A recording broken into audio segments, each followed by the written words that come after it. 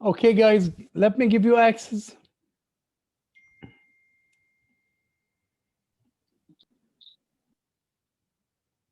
Good to see you guys. Okay. عمرو غانم وملك وميرنا وأمنية أمينة. I think أمينة not أمنية. روان وروجان ويوسف. يوسف. Okay, guys. I need you to come up with page 239 from the book of English. Page 239 the book of English. يلا يا شباب.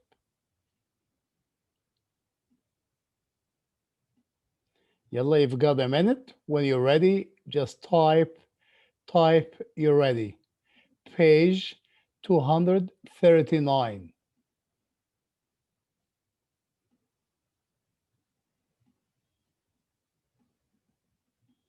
يلا يا ولاد.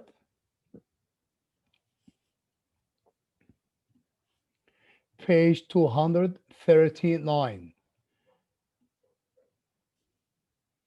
Amr is ready. Omnia is ready. Malik is ready. Who else?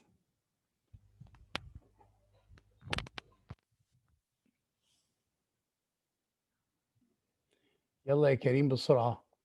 Page 239, guys. Page 239.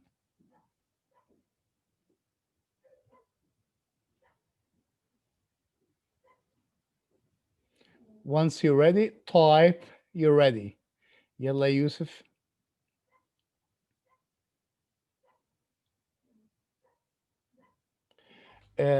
السيشن اللي فاتت يا شباب احنا غطينا السيشن اللي فاتت، عملنا ريفيجن على الريدنج والسكيلز وعملنا ابلكيشن من باسج من الريل اي سي تي.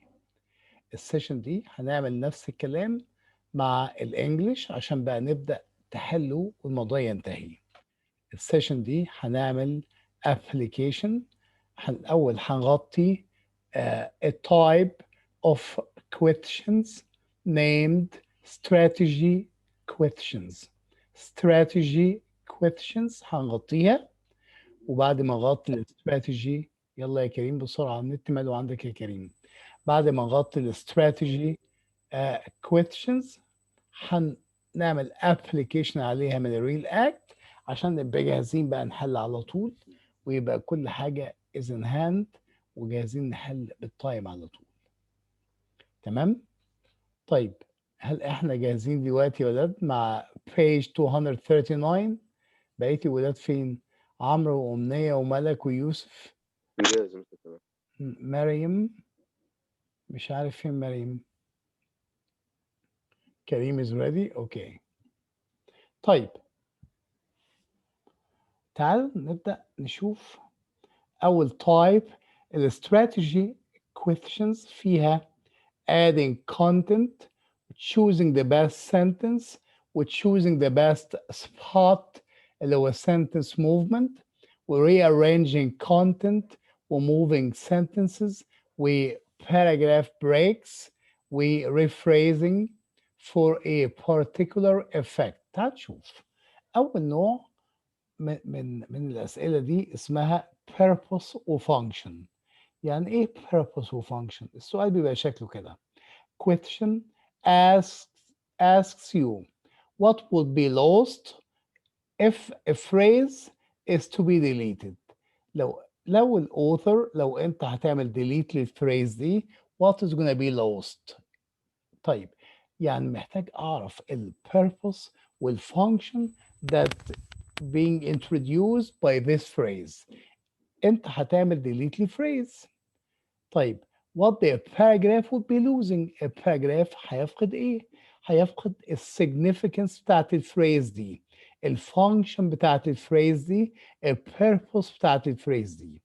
عشان نحل السؤال ده بيقول لي لازم اقرا read the phrase that is about to be deleted وconsider اعرف its function what the phrase adds to the surrounding text. هي وظيفتها ايه؟ بتضيف ايه للتكست للباراجراف؟ يعني تعرف الفانكشن بتاعتها والإفكت بتاعتها. و if being deleted يبقى paragraph is gonna lose that effect أو that function. تعال نجرب ونشوف. تعال نجرب ونشوف. ادي السؤال نمبر 18 بيقول if the writer were to delete the preceding sentence السنتنس السابقة اللي هي من أول فين؟ من أول هنا، من أول they. يلا يا عبد الرحمن يا ثروت بسرعة يا عبد الرحمن. من أول they also grew a variety of crops including wheat, dates, palms, grapes, figs and melons. If the writer were to delete the preceding sentence, the paragraph will primarily lose هيفقد إيه؟ A concluding statement that. يبقى لازم أقرأ السنتنس اللي عايز يعملها دي. تعال نقرأها مع بعض. They also grew a variety of مين هم they؟ لازم أعرف مين هم they.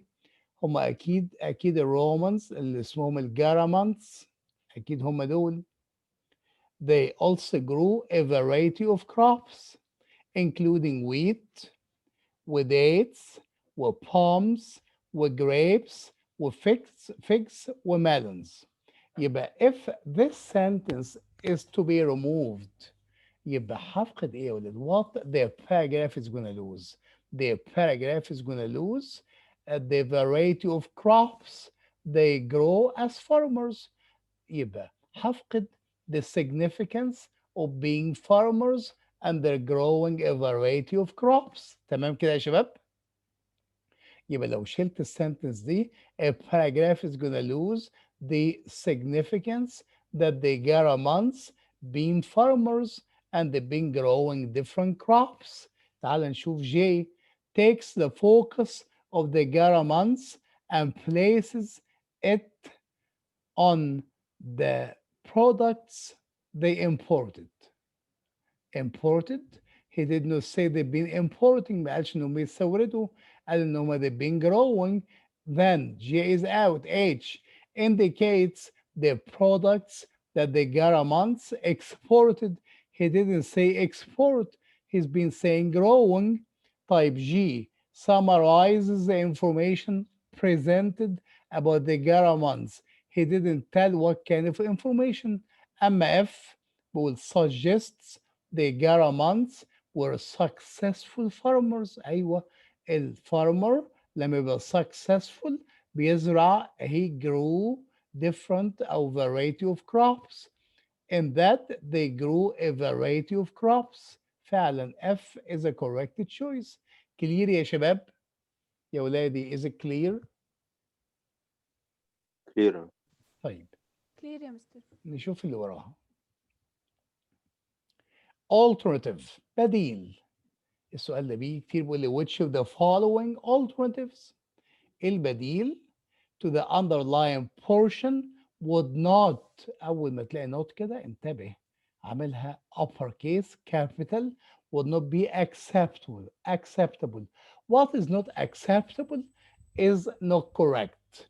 لما أنا مش هقبل حاجة معناها إنها it is not correct. Which of the following alternatives to the underlying portion would not be acceptable يعني not correct. He needs you to look for unacceptable choice. عايز منك choice مش مقبول. Choice that got mistakes. طيب يبقى check the answer choices for mistakes وهختار اللي choice اللي فيه mistake. Check each choice for grammatical دور على grammatical mistakes, punctuational mistakes, and even knowledge of language. طيب pick up the choice that got mistakes. Do not forget that you look for a wrong choice. خلي بالك اوعى تنسى وما تنساش ان not معموله ب upper case عشان تخليك فاكر انك you look for the wrong choice. تعال نشوف example يا ولاد. ادي الاكزامبل بيقول which of the following alternatives to the underlying portion would not be acceptable مش مقبول. طيب تعال نشوف يعني not correct. تعال نشوف التشويسز بتاعتنا. انا بحل نمبر 33. هبدأ من هنا. هبدأ من هنا.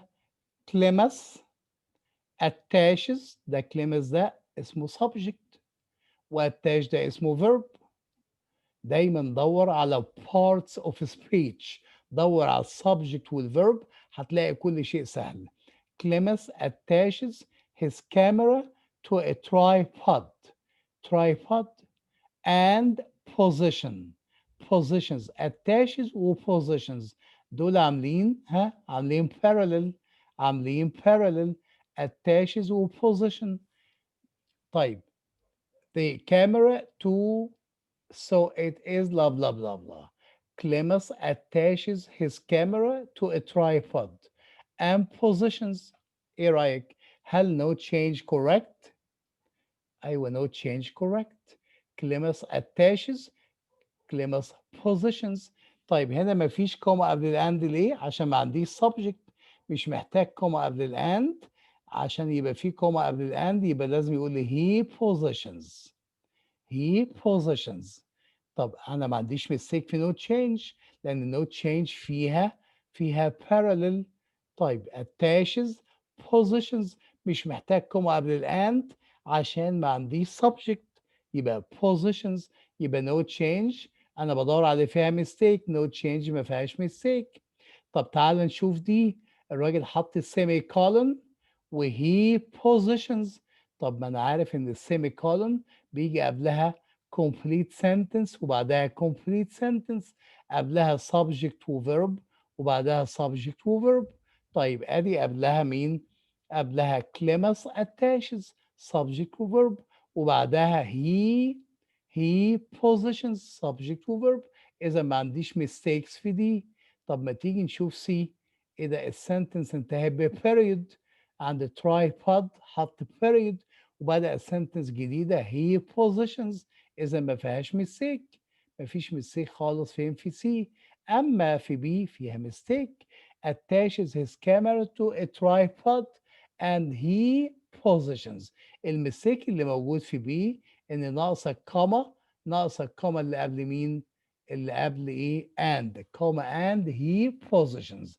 طالما قلت كوما and يبقى حط بعدها subject و verb. لقيت بعد and he positions subject و verb. لقيت كوما يبقى لازم استخدم كوما واند. ده اسمه ايه؟ بيسموها كوما وفان بويز. يبقى المستيك موجوده بي. تمام يا شباب؟ ده ازاي بنحل النوعيه ده من السؤال. طيب تعالوا نشوف اللي وراه.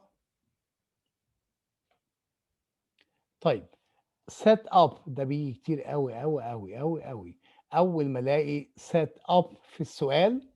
set up introduce introduction anticipate وestablish. قول لي يا عبد الرحمن. عبد الرحمن انت موجود معانا صح يا عبد الرحمن؟ عبد الرحمن. تمام يا مستر. set up. set up. انا بعمل set up يعني بأسس حاجة جاية ولا حاجة فاتت؟ بعمل introduce. حضرتك لازم تأسس حاجة جاية. بقدم حاجة جاية. انت عارف يعني ايه جاية؟ يعني لازم اقرأ اللي بعد ال underlined portion. يبقى which choice introduces the next paragraph. ده السؤال بيقول كده. which choice introduces sets up the next paragraph. The sentence that follows the subject of the paragraph. يبقى لازم نقرأ الحاجة اللي جاية. ايه الحاجة اللي جاية؟ when you introduce information the information should be coming in a way. يعني لسه ما جاتش. عشان كده read the next one or two sentences. اقرأ واحدة أو اتنين sentence بعد ال underlined portion and pick up the choice that match them. اقرأ واحدة أو اتنين sentence بعد ال underlined portion واختار ال answer that is having a match. يبقى تاني. لو لقيت set up، لو لقيت introduce، لو لقيت introduction، لو لقيت anticipate، لو لقيت establish، لازم أقرأ one or two sentences after the underlined portion and to choose واختار واختار what matches it، الانسر اللي عامله لها ماتش. تعال نشوف يا ولاد، تعالى نشوف. ادي الاكزامبل بيقول لي في نمبر 9 given that all the following statements are true، هنفترض ان كلهم true. which one if added here would most effectively introduce the subject of the paragraph. introduce the subject of the paragraph. حلو قوي. انا بحل في نمبر 9، يبقى لازم نقرا سنتنس او اتنين بعديها. ادي نمبر 9، هنقرا الجزء ده كله. يلا يا شباب. instruments دي ادوات موسيقيه were prohibitively expensive، كانت expensive and thus scarce. scarce معناها lack، نادرة، حاجة مش موجودة. scarce lack in isolated Scottish villages in order to fill the void. mouth music emerged. mouth music، الناس بتعمل ميوزك بالماوث ببقها. ليه بيعملوا ميوزك ببقها؟ عشان الانسترومنتس دي الادوات الموسيقيه كانت expensive they couldn't afford it، مش قادرين يشتروها، وكانت scarce نادره مش موجوده. عشان كده mouth music emerged and provided residents with the music they wanted for dancing. طيب يبقى الاتنين sentence أو whatever I read after number 9 they indicate that those guys had to come up with mouth music. ليه؟ عشان they did not have instruments, because instruments, musical instruments were expensive and were scarce وكانت نادرة. تمام يا شباب؟ ده اللي أنا فهمته من اللي بعد ال underlined portion. الميوزيكال instruments كانت scarce وكانت expensive.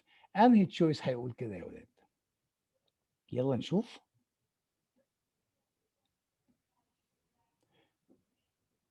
تعال نشوف تشويس دي. another form of mouth music that originated in Scotland is a walking song. ما اتكلمناش على walking song ولا another form of mouth music. D is not correct. C. Celtic mouth music including Puritabul has influenced jazz. There is no support for jazz. كمان C تخرج. B. Mouth music singers. أنا مش بتكلم عن السingers. Must have a good sense of rhythm. ولا كان في rhythm لها support. أما A. Puritabul was most likely invented اللي هو الماوث ميوزك. اخترعوها ليه؟ out of necessity بسبب الضرورة. طب ليه الضرورة؟ عشان كانت الميوزيكال instruments كانت expensive وكانت ايه scarce. كانت expensive وكانت scarce. فين هي necessity ان الميوزيكال instruments were not available, were scarce او were expensive.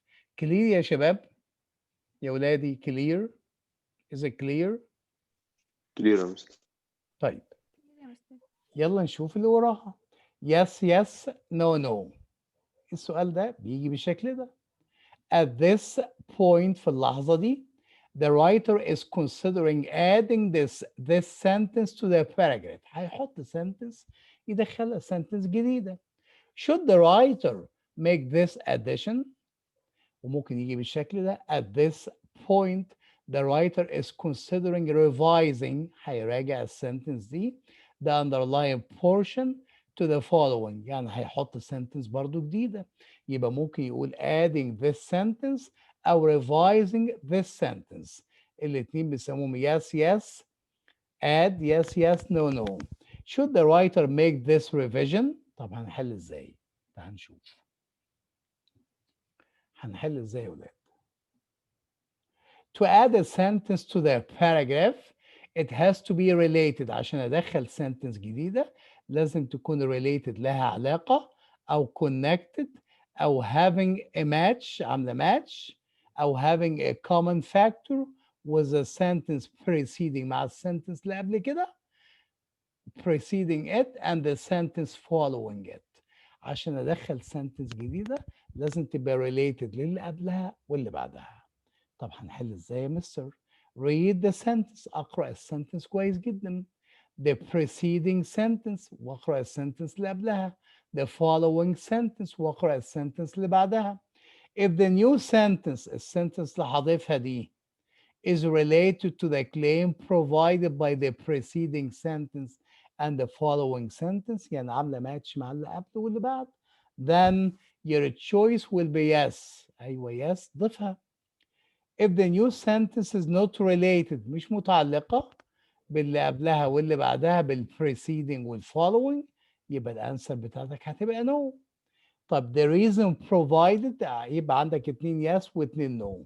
the reason provided after the word because اللي هيجي بعد because هو اللي هيخليني اختار واحده من الاثنين. تعالوا نشوف يا ولاد. تعالوا نشوف. ادي هنا بقول لي at this point the writer is considering adding the following true sentence. عايز اضيف السنتنس. تعال نقراها الاول ونقرا اللي بعدها. عايز يحطها عند 37 هنا في الحته دي لازم نقراها ونقرا اللي قبلها واللي بعدها. In 1956 during the Cohen-Renes neutrino experiment a neutrino was detected for the first time. عمل detection او عرف النيوترينو لاول مره في 1956. اوعى تنسى الانفو دي. in 1956 هم عرفوا النيوترينو for first time. هل هي related للي قبلها واللي بعدها؟ تعالوا نشوف. اللي قبلها بقول لي on some occasions however neutrinos do collide يعني بتتصادم do collide with other particles. طب ازاي النيوترينو collide with other particles وانا بقول له هو عارف النيوترينو في 1956. طب نقرا اللي بعديها. طب هو بيعمل عليه experiment وبقول لك احنا عرفناه في 1956. طب تعال نقرا اللي بعديها. Scientists specifically selected the site of the ice cube neutrino. يعني النيوترينو موجود وانت بتقول لي عرفته في 1956. Observatory to facilitate the detection of such a collision. ده اللي بعد كده بتتكلم على collision واللي قبل كده بتتكلم على collide تصادم. وانت جاي تقول ان neutrino has been known for first time in 1956. السنتنس اللي داخله دي is not related مش متعلقه باللي قبل واللي بعد. السنتنس اللي هتخش دي اللي بقول ان neutrino has been detected for first time in 1956 not related للي قبل واللي بعد، لان اللي قبل بيتكلم على collide واللي بعد بيتكلم على collision تصادم النيوترينو. يبقى انا السنتنس دي ما تخشش. يعني ما تخشش. الانسر بتاعتي تبقى سي او دي. تعال نشوف.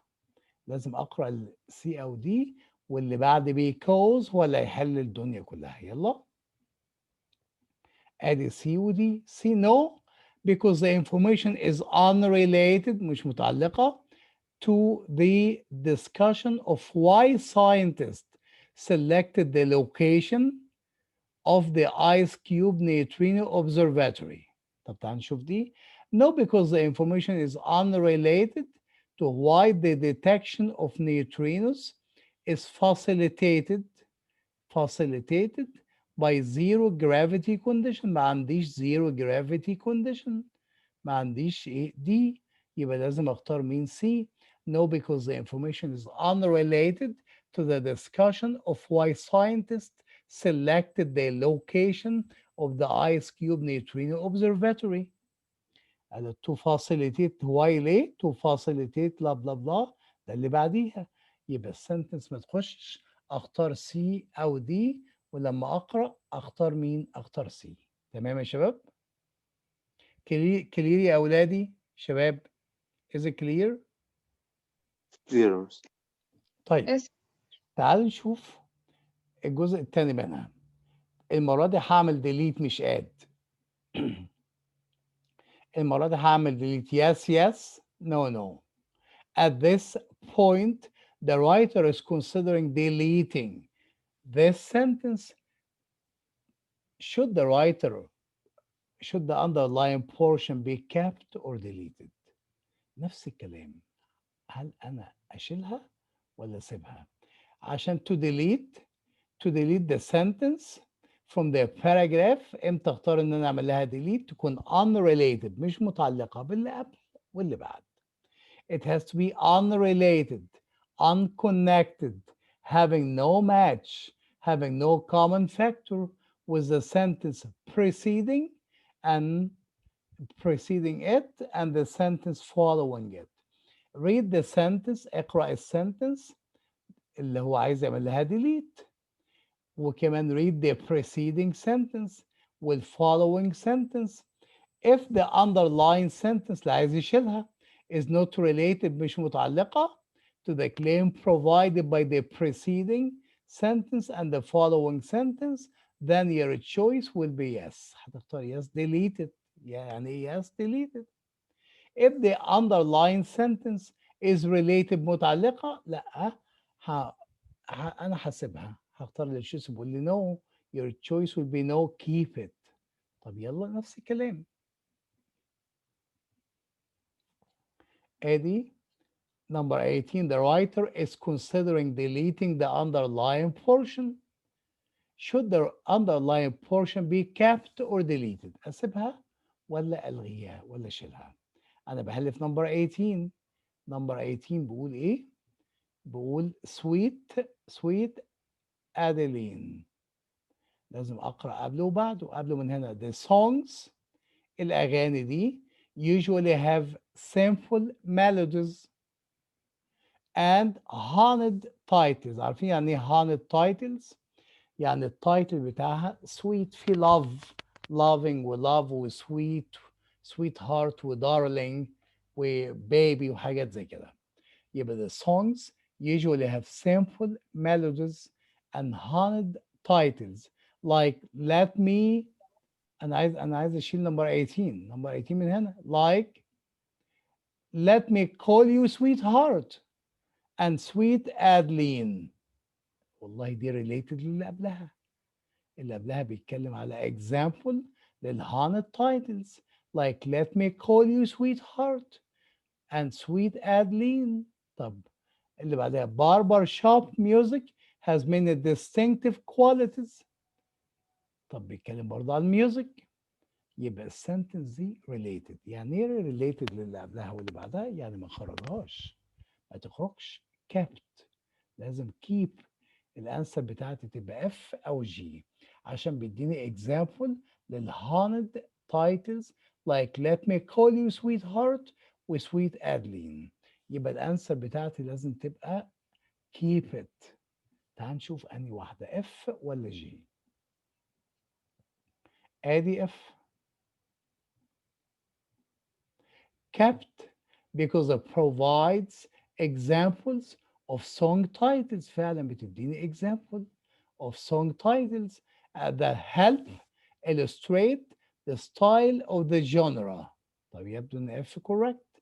G kept because the song titles help explain why barber shop music is traditionally unaccompanied. لا مش جي اللي بيديني example، هو F. إذا F a correct choice. كلير يا شباب؟ طيب تعال نشوف الترانزيشن. Which choice provides the best transition to the information in the following sentence؟ ادي السؤال اهو. بقول ايه السؤال هنا اهو number 48. Given that all the choices are accurate, which one provides the best transition؟ اللي هتنتقل to the information in the following sentence. يعني transition يعني to transition to move، هتنتقل من sentence للتانية. يبقى لازم دايما أقرأ قبل وبعد. أنا هنا ممكن أقرأ بعد بس خليك دايما اقرأ قبل وبعد، واختار التشويس اللي عامل ماتش مع الاتنين. اقرأ قبل وبعد لما الاقي كلمة transition موجودة في السؤال، اقرأ قبل وبعد واختار التشويس اللي عامل ماتش مع السنتنس اللي انا قرأتها قبل وبعد. Which choice provides the best transition to the information in the following sentence? You need a transitional sentence that connects two claims اللي قبل واللي بعد. Correct answer choice should have a support in both the preceding sentence and the following sentence. يعني اختار التشويس اللي عامل support مع اللي قبل واللي بعد. Pick up the choice that matches اللي عامل match مع ال preceding sentence وال following sentence. ده امتى؟ أول ما الاقي كلمة transition في السؤال. طب تعالوا نشوف. 48 ادي في كلمة transition. طيب تعال نقرأ اللي قبل واللي بعد. أنا بحل 48 اللي قبل نقرأ منين من هنا. However, in May of 2013, art dealer اسمه فرانسيس نومان directed to Black's art اتجه للارت بتاع واحد اسمه بلاك by one of Black's longtime friends. يبقى الارت ديلر، الديلر ده اللي بيساعد في بيع a piece of art ده visited او directed او has been guided to the artwork of واحد اسمه ايه بلاك. طيب اللي بعد كده بقول ايه within days 10 of Black's pieces sold for prices ranging from 16,000 to 28,000. يبقى اكيد الارت ديلر ده، اكيد الارت ديلر هو ساعده انه يبيع الكلام ده، صح كده؟ الارت ديلر لما عمل فيزيت للارت وورك بتاع بلاك يبقى within 10 days within days 10 of Black's pieces sold for prices ranging from 16,000 to 28,000. يبقى كده الارت ديلر ده عمل حاجة عشان تتباع pieces of art دي. تعال نشوف جي. Recognized that no one in the New York City world had heard of Black. مش related خالص اللي قبله واللي بعد.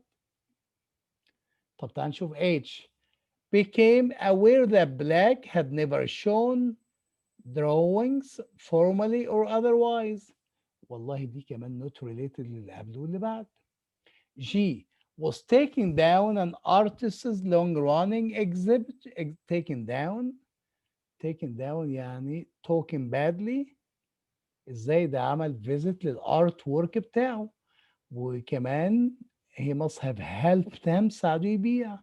ده النيجاتيف ما تنفعش. طب ما تيجي نشوف F.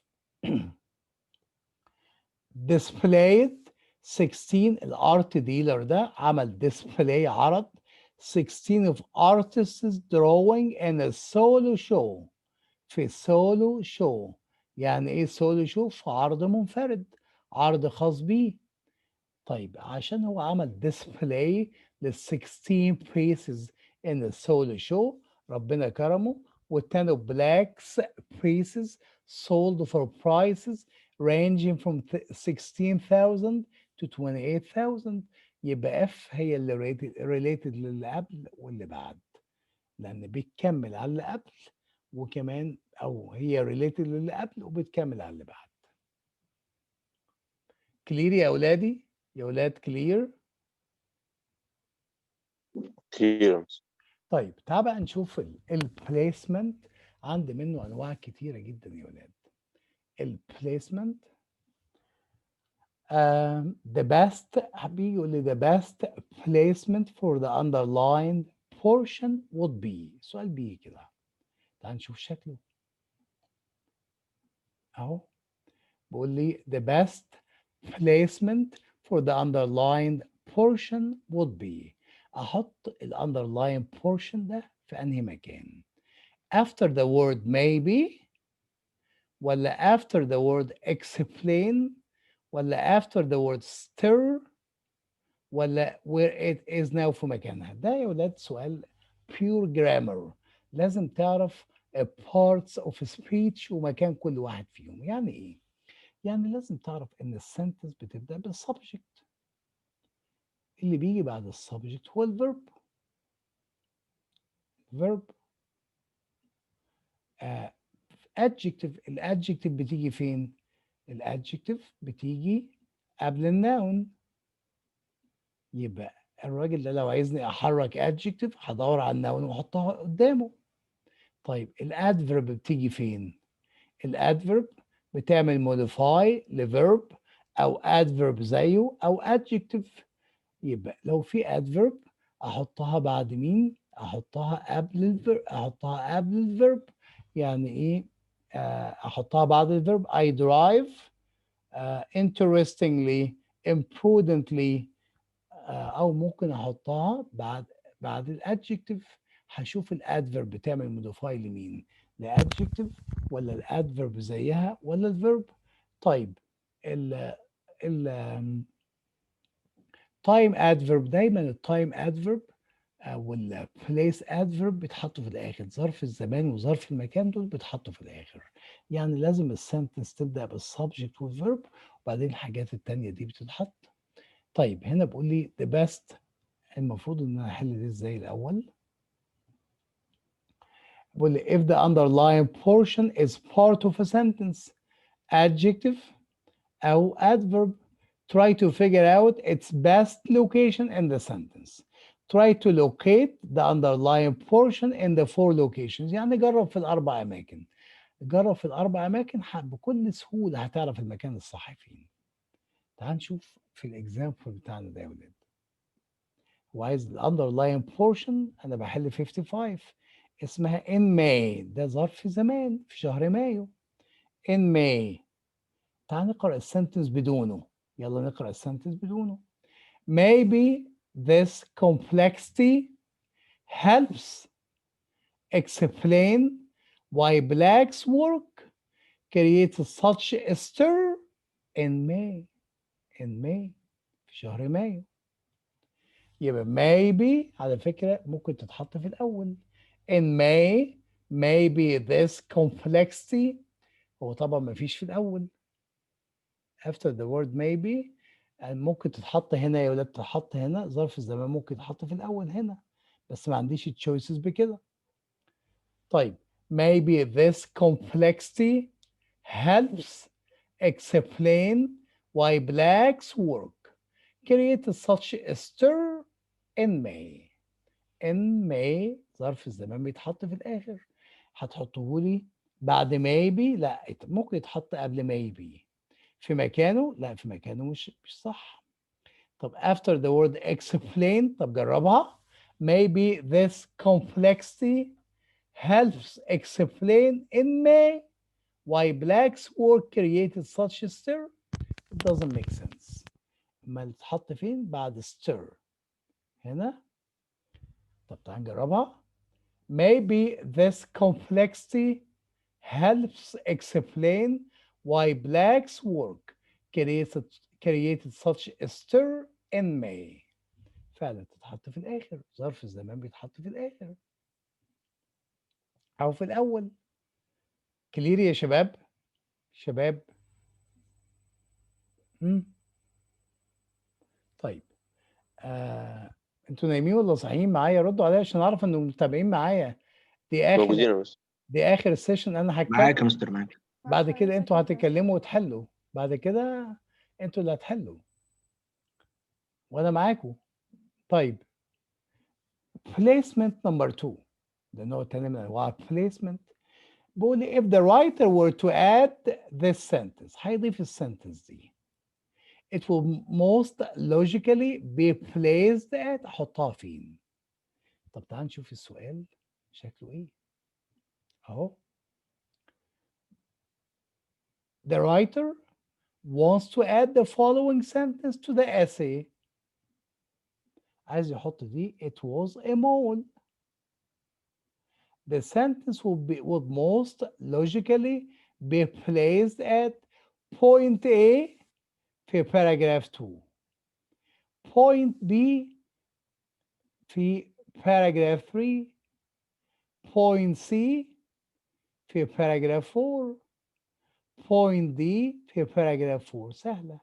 طيب أحل ده إزاي؟ أول حاجة وأنت بتحل أنت عارف السيكونس بتاع الإيفنتس، ترتيب الأحداث. فمجرد ما تشوف it was a mall هتعرف أنهي paragraph كان بيتكلم على مول. تمام؟ ده أول حاجة. لو ما عرفتش هنجرب في الأماكن دي عشان أحط it was a mall في point A لازم تكون related للي قبلها واللي بعدها، عشان أحطها في point B تكون related للي قبلها واللي بعدها، عشان أحطها في point C تكون related للي قبلها واللي بعدها، عشان أحطها في point D تكون related. يبقى when you read the new sentence that the writer wants to add to the passage, you will easily remember هتفتكر while solving and going through the questions وانت بتحل الأسئلة which paragraph the new sentence fits in. هتخش فين؟ مكانها فين؟ كان بيتكلم فين على مول. طيب you also may try to locate حطها the underlying portion in the 4 location. جربها في الأربعة location بس لازم تبقى related. طيب تعالوا نشوف نحل دي. It was a mall. تعالوا نجربها في point. أنا جايب لكم الأربعة points كلهم. في point A ادي point A تحط هنا، ولا point C، وادي point B، وادي point D. تعال نقرأ ونجرب.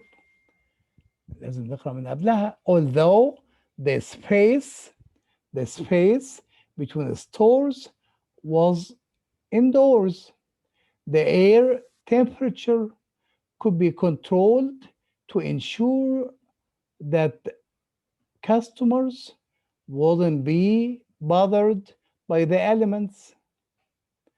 There was a cafe, a fountain, an apiary, and even a small zoo. Southdale, the اسم السيتي center was revolutionary. It was a mall. المول هو اللي فيه مين؟ المول هو اللي فيه الكافيه والفاونتن والافيري وeven a small zoo. وساوثديل center was a revolutionary.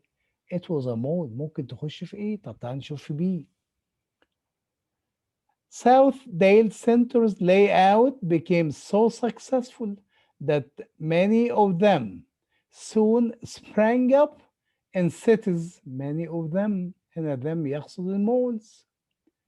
Soon sprang up in cities all over the United States. It was a mall. لا ما تنفعش هنا بي. طب في C. He had envisioned Southdale as one part of a large planned community with houses, apartments, schools, and offices, but this community was never built. It was a mall. It was never built. It was a mall بس كان بيتكلم على houses وapartments وschools وoffices. ما تنفعش في C. طب في D. While minimizing urban sprawl, encouraged it. Stored and paved parking areas multiplied in US cities and suburbs. It was a mall. Disheartened, the negative. Grown, eventually returned to Vienna. لا مش عاملة هنا. أكيد في إيه؟ لأن عمل description what the mall could get وفي الآخر قال لي كل ده it was a mall. أكيد في إيه؟ أيوه فعلا طلعت في إيه؟ تمام يا شباب؟ ده placement number 2. تعال بقى نشوف placement number 3. For the sake of logic of the cohesion, sentence 4 should be placed. ده هو التراديشنال placement. البليسمنت التقليدي بيجي بالشكل ده. for the sake of the logic and cohesion sentence 4 should be placed. هنا مديك ايه يا شباب؟ هنا مديك sentence 1 و sentence 2 و sentence 4 يعني 3 sentence.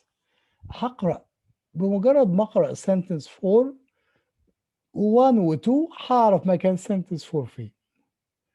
مجرد ما أقرأ sentence 4 و1 و2 هعرف مكان sentence 4 فين بكل سهولة. تعال نشوف. الأول هنحل إزاي؟ Read sentence 4 and try placing it at every location of the 4 answer choices. جربها في ال4 answer choices. Sentence 4 should support the preceding sentence. لازم عشان أحطها في مكان تعمل support للسنتنس اللي قبل كده وتعمل support للسنتنس اللي بعد كده.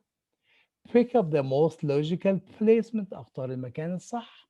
يلا نقرأ sentence 4 الأول. فين sentence 4 أهي. If not, Lou pins it. pin يعني مسمار وpin يعني بدق أو بعلق. يبقى Lou pins it بعلقها to a white foam board. بعلقها على board which has become an eye-catching gallery.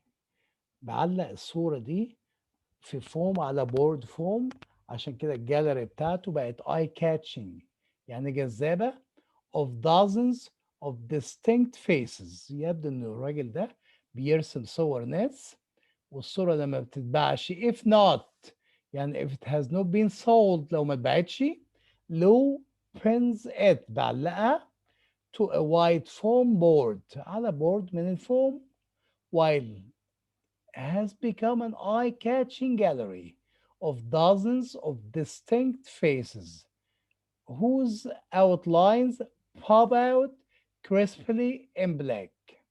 يلا نقرأ 1 و 2. ادي 1. Lou flags down a passerby بيجيب أي حد ماشي كده who has an intriguing, attracting face offering to create a tiny silhouette portrait. بيرضى على إنه يرسمه. Needing just a small piece of black paper. كل اللي بيستخدمه piece of black paper, razor shape, scissors ومقص and a few minutes. ينفع أحطها بعد واحد؟ لا ما ينفعش. بيقول لي if not يعني if not sold Lou pins it بعلقها. ما تنفعش بعد واحد ولا قبل واحد يعني يخرج جي لا before 1 ولا after 1. ماشي يا شباب؟ ما تنفعش تحط لا قبل 1 ولا before 1. طب تعال نشوف 2. The model الراجل اللي بيترسم ده often buys the portrait بيشتري البورتري صورة with a small fee. لو ما اشتراهاش if not اهي if not لو ما اشتراش Lou pins it بعلق الصورة to a white foam board which has become an eye-catching gallery of dozens. أيوة تتحط بعد 2. أحط 4 بعد 2 يعني في الحتة دي بعد 2 وقبل 3 بعد 2 وقبل 3 after sentence 2. كلير يا ولاد؟ كلير يا شباب؟ شباب كلير؟ Clear, Master. Clear. Clear. ده كان Clear, Mr. replacement number 3. طيب تعال ناخد replacement number 4. Which sequence of sentence makes this paragraph most logical؟ طب تعال نشوف السؤال شكله ايه اصلا. يلا يا ولاد اهو ده سهل خالص. which sequence of sentences انهي ترتيب للسنتنس دي بتخلي الباراجراف logical. no change كل حاجة في مكانها ولا احط الاول 1 وبعد كده 3 وبعد كده 2 ولا احط 2 و 3 و 1 ولا 3 و 2 و 1؟ طب ما انا اقرا 1 و 2 و 3 هعرف ترتيبهم على طول. اقرا 1 و 2 و 3 بكل سهوله هعرف ترتيبهم. طب تعالوا نشوف هنحل ازاي. read the three sentences. اقرا الثلاثه. figure out their best arrangement. احسن ترتيب ليهم. figure out which one should come first, which one comes second, طيب and which one comes third. choose the correct choice that got the best arrangement. يلا نقرأ 1 و 2 و 3. ادي 1. crowd sourcing, recruiting volunteers، بيدرب الفولنتيرز from the general public to help perform a task. خلي بالك ده بيعمل definition لحاجة اسمها crowd sourcing. يعني ايه crowd sourcing؟ يعني recruiting volunteers from the general public to help perform a task is often an efficient means of rampaging around massive amounts of data. تعال نشوف 2. but for the whale song project, which focuses on deciphering. decipher يعني transliterate، بفك رموز. دايما بتستخدم مع الاولد languages، اللغات القديمه زي الهيروغليفز. يقول لك decipher hieroglyphs which focuses on deciphering the songs of killer and pilot whales. Crowdsourcing also alleviates يعني reduces بيقلل the problem of subjective interpretation. طيب نشوف 3. It has been instrumental in classifying galaxies and decoding ancient papyri.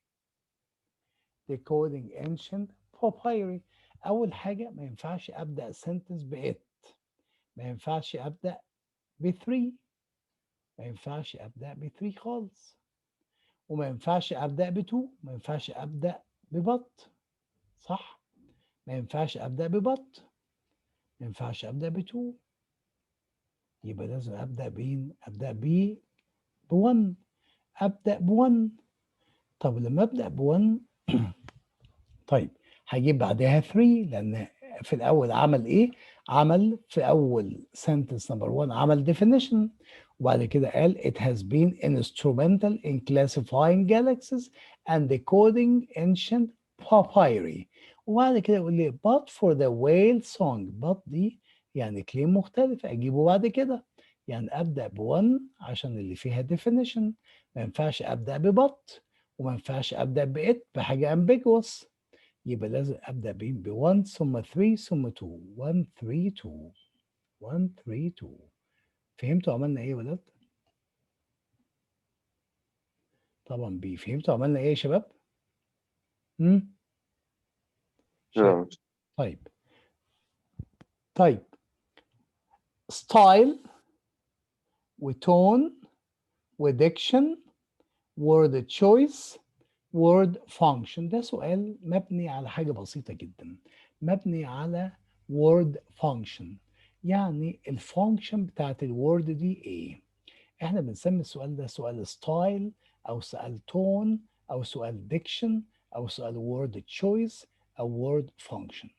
طيب they look like strategy questions but they actually test you in word function. بيسألك في الورد، في الفوكابلري. طيب ازاي اجاوبه؟ look for the word، دور على الكلمة او الترم او الاكسبريشن meaning او المينينج that answer the question and matches the tone of the paragraph. اللي عامل ماتش مع التون بتاع الباراجراف ده word function. تعال نشوف example دي اهو. which choice best conveys that Marshall's announcement was backed by scientific data. انت شايف سؤال صعب وسؤال طويل وسؤال خطير. هات لي بعد إذنك choice يقول إن الannouncement الإعلان بتاع مارشال backed يعني supported by scientific data. طيب هات لي بعد إذنك choice يقول كده. طب تيجي نشوف. تعال نشوف no change. In 2009 Marshall announced with two other scientists. هل هنا في scientific data؟ لا. with two other scientists مفيش scientific data. لا، هو two other scientists مفيش data. طيب ما تيجي نشوف B. surprised many scientists by announcing. بس ما عنديش برضو scientific data. had the evidence to announce. عندها evidence دليل. فعلا هنا في scientific data. في C في دليل. at long has announced مفيش scientific data. اللي فيه دليل evidence هو C. تمام يا ولاد؟ السؤال بيبقى سهل based على الفوكابلري. طيب تعال نشوف example تاني وتالت منه. Which choice most clearly indicates that the octopus إن الأوكتوباس uses the black and white color بيستخدم اللون الأبيض والأسود pattern to appear عشان يظهر threatening مهدد. يبقى أكيد عايز كلمة that means to threaten. طب يلا نشوف. ما تتغرش من شكل السؤال. أنا بحل 58. هقرأ منين؟ من عند it. It plunges 6 arms and its body into the sand displays بيعرض a black and white color pattern. ده display بس مفيش threaten. مفيش. طب ما تيجي نشوف J adopt مفيش threaten بيهدد. ولا H shift to مفيش threaten.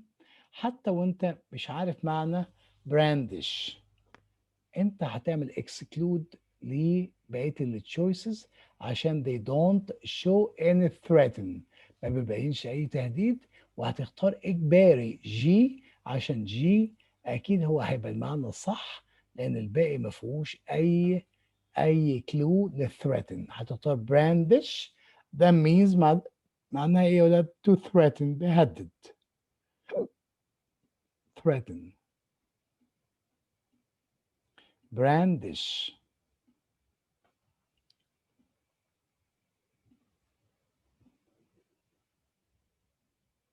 طيب نشوف دي كمان برضو على الword function. Which choice most clearly emphasizes that Sasha deliberately shaped his dessert. شكل الديزرت بتاعته الديزرت الحلويات بتاعته to mimic عشان يقلد the form and movement of Pavalvo as a dancer عشان تبقى شبه Pavalvo كدانسر. تعال نشوف.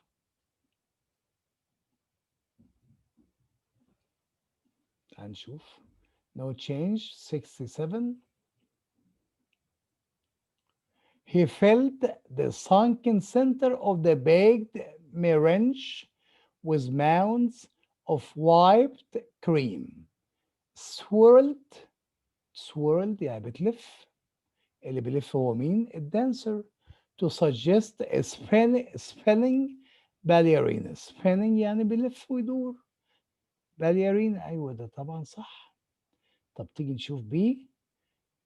twirled within the meringue base. ما بقولش إنها swirl يعني بلف زي الدانسر. almost reminiscent of a ballerina بس ما قالش إنها بتلف. made fresh for the desert not related. يبقى إيه is a correct choice. طيب ده لسه في كلمة واحدة. طيب which choice best indicates the method used to build the tunnels. خلي بالك method يعني طريقة. هات لي التشويس اللي بيديني method. يعني way طريقة. طيب تعال نشوف، تعال نبدأ نقرأ. The water ran through sloping hand dug tunnel. The tunnel is dug by the method of hand. hand dug يبدو انها صح. hand dug tunnel يعني محفور بالايد. ايوه دي method بالايد. طب underground ده method. dimly lit ده method. desert method لا، الميثود هو hand dug محفور بالايد. طيب نقف هنا وناخد بريك ونكمل يا ولاد. ناخد بريك 5 minutes ونكمل شباب. ممكن شباب؟ براحتك يا مستر. طيب ناخد بريك 5 minutes ونكمل عشان ما تملوش. يعني 5 minutes هنتقابل الساعة كام يا ولاد؟ 7 7 7 هي خلاص هتبقى 7 7 7 8 خلاص 7:08 7:08 ونكمل. تمام.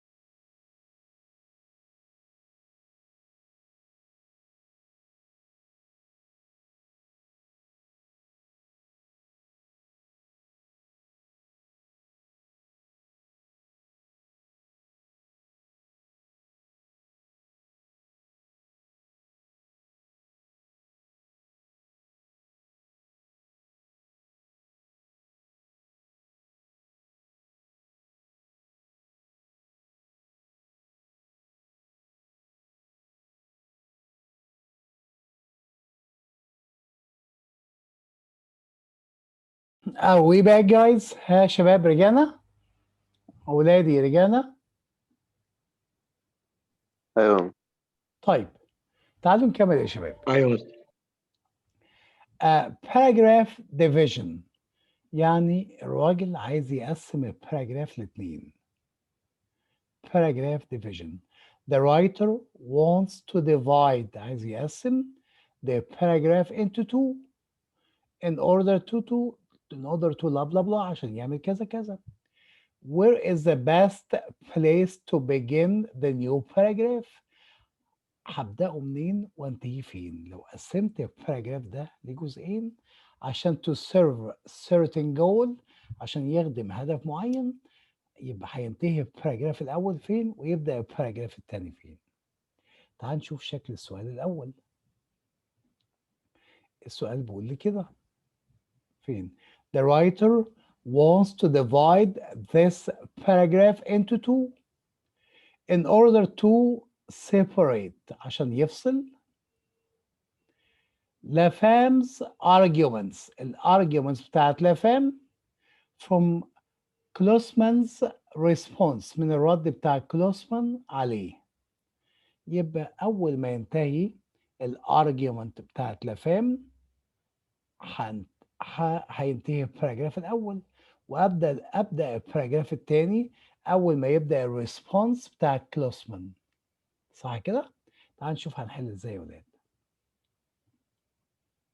يبقى check the division placement in each answer choice.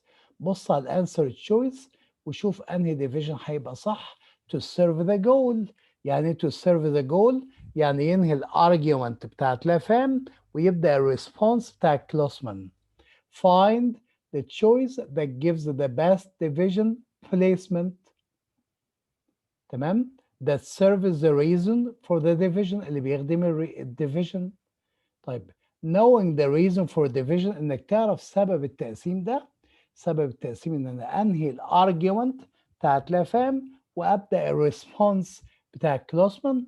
You will easily remember while solving and going through the questions where the best placement for division is. طيب تعالوا نشوف. ادي انا بحل سؤال رقم 9. فين 9؟ انا مش لاقي 9 خالص.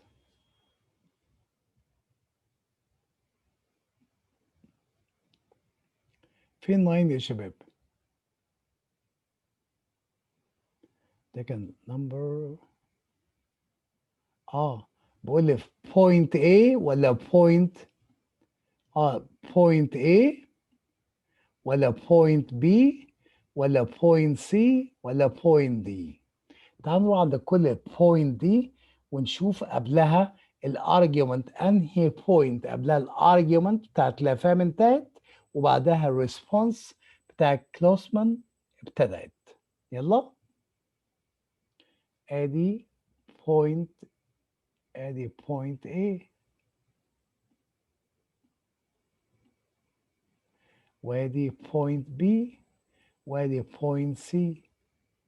عندي بوينت A من قبلها بقول لي the cars، هنا بقول لي اهو in January 1947 San Francisco Mayor Roger LaFamme proposed a plan to ride the city of Cable's cars. The cars, he argued اهو الارجيومنت اهو posed a safety threat because the cables were old and might snap resulting in a runaway car. هل في بعد كده ريسبونس بتاعت الراجل اللي اسمه كلوسمان؟ هنشوف. They were also a financial burden on the city. لا لسه. He proposed replacing the cable cars with buses that would operate reliably on the street. هو بيقول لي هي لسه مين؟ لسه لافام. يبقى ما ينفعش البوينت A وما ينفعش كمان البوينت B لأن لسه لافام. He proposed replacing the cable cars with buses that would operate reliably on the steep streets of San Francisco and be profitable. عند سي بقى بقول ايه كلوسمان the president of the San Francisco Federation of the Arts معرفش ايه and she was a fan of cable cars was unconvinced in May كذا كذا كلوسمان جت هنا عند سي يبدو ان البوينت سي ده صح لان اللي قبل البوينت سي كله خاص بمين لا فاهم واللي بعد البوينت سي كله خاص بكلوسمان. طب تعالى نعمل تشيك على دي قبل ما نقرر. قبل ما نقرر على سي نعمل تشيك على دي.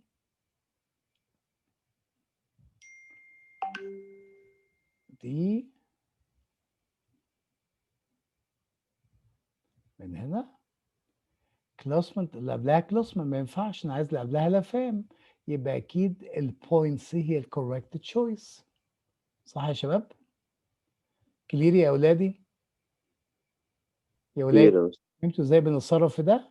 dividing the paragraph into two. طيب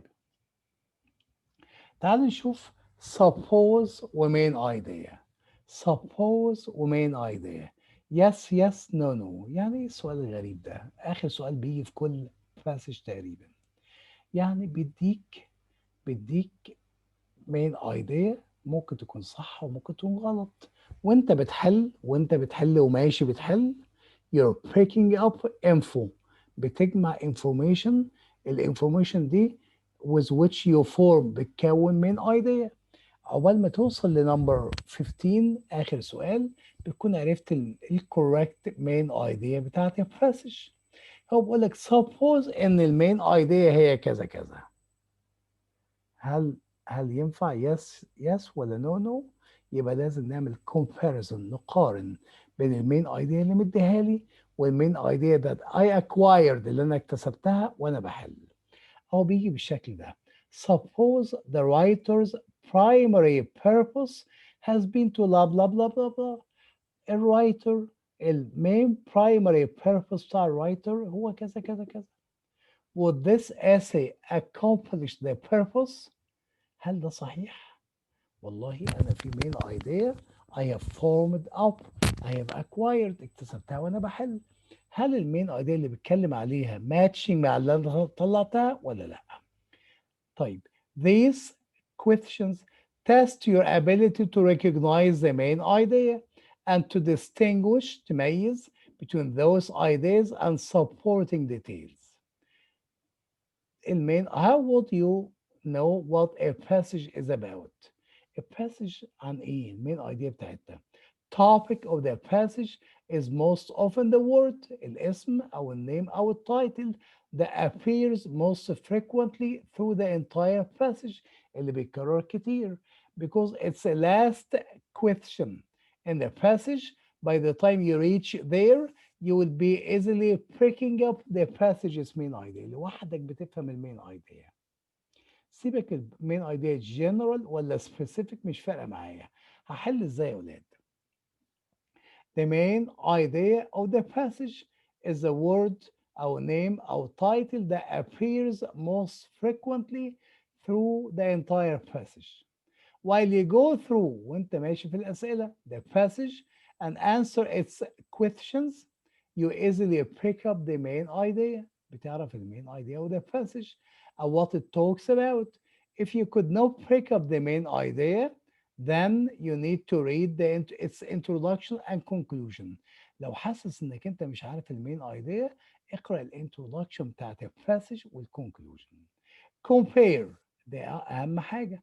قارن ما بين writer's primary purpose اللي مديهولك you have been asked for and the question and the primary purpose of the passage you picked up while you were answering its questions or by spotting the word or name or title that appears most frequently throughout the entire passage.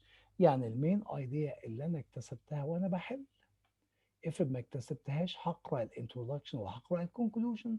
هل هي زي المين ايديا اللي مديها لي في السؤال؟ لو هي زيها يبقى يس يس، مش زيها تبقى نو نو. If there is a match المين idea واحدة, you pick up the choices with yes. And the reason following the word because will enable you to pick up one of them. If there is no match, مفيش match بين المين idea اللي مديها لك في السؤال والمين idea اللي انت عارفها, you pick up the two choices with no, والreason اللي بعد كلمة because هيخليك تختار واحدة منهم. تعال نشوف يا ولاد. ادي السؤال اهو. Suppose the writer's primary purpose had been to offer, ادي المين idea اهي, to offer a brief biography of a notable scientist. يعني biography سيرة ذاتية لساينتست مشهور. Would this essay accomplish the purpose؟ أنا محتاج أعرف المين idea بتاعت الباسج وهل في ماتش ولا لأ. طب أنا ما حلتش الباسج، أنا جايب لك الانترودكشن والكونكلوجن. أدي الانترودكشن، تعال نقراها مع بعض.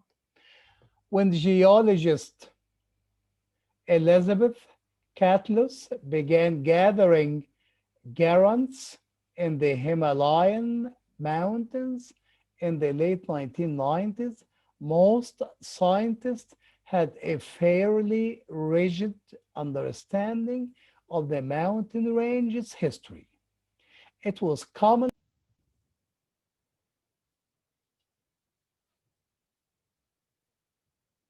Sorry guys, I have been disconnected. شباب, are you there? شباب أيوة مس- سامعني؟ تمام كده. I have been disconnected just a second. I'm getting arranged. دقيقة واحدة وأبقى معاكم.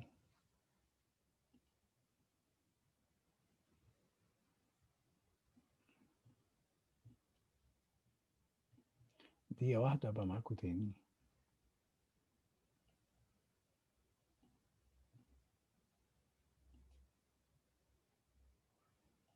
طيب يلا يا شباب.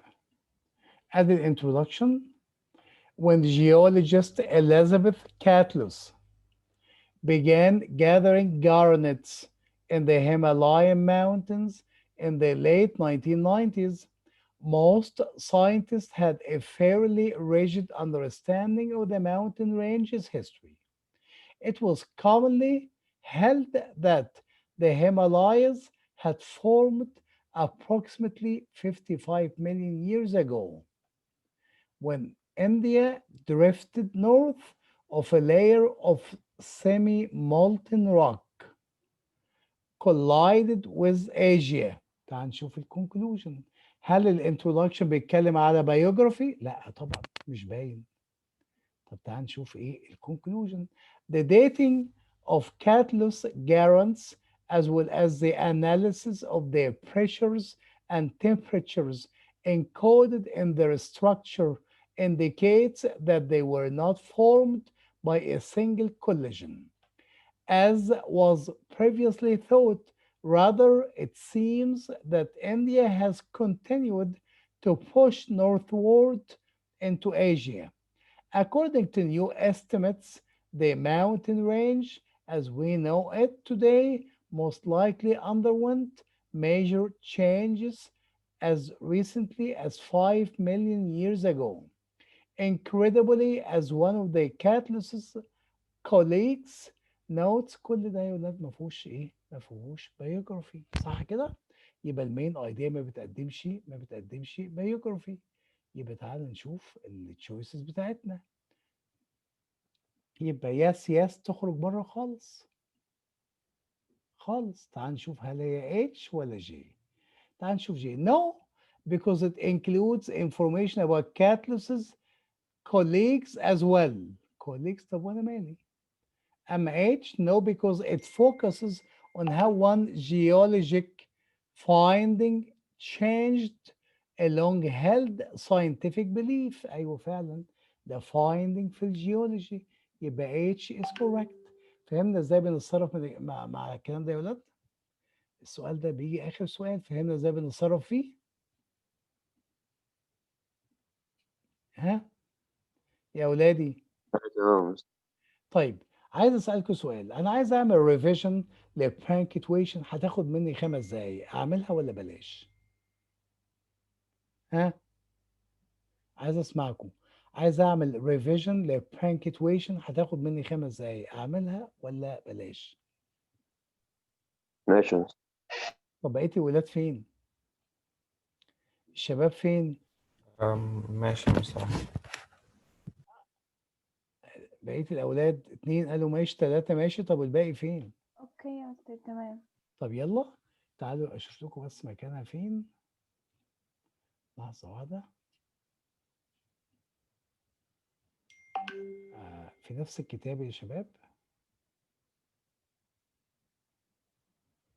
في page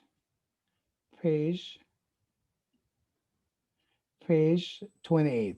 يلا بسرعة، هديكوا دقيقة لما توصلوا تجيبوا page 28. يلا. When you're ready just type you're ready. page 28.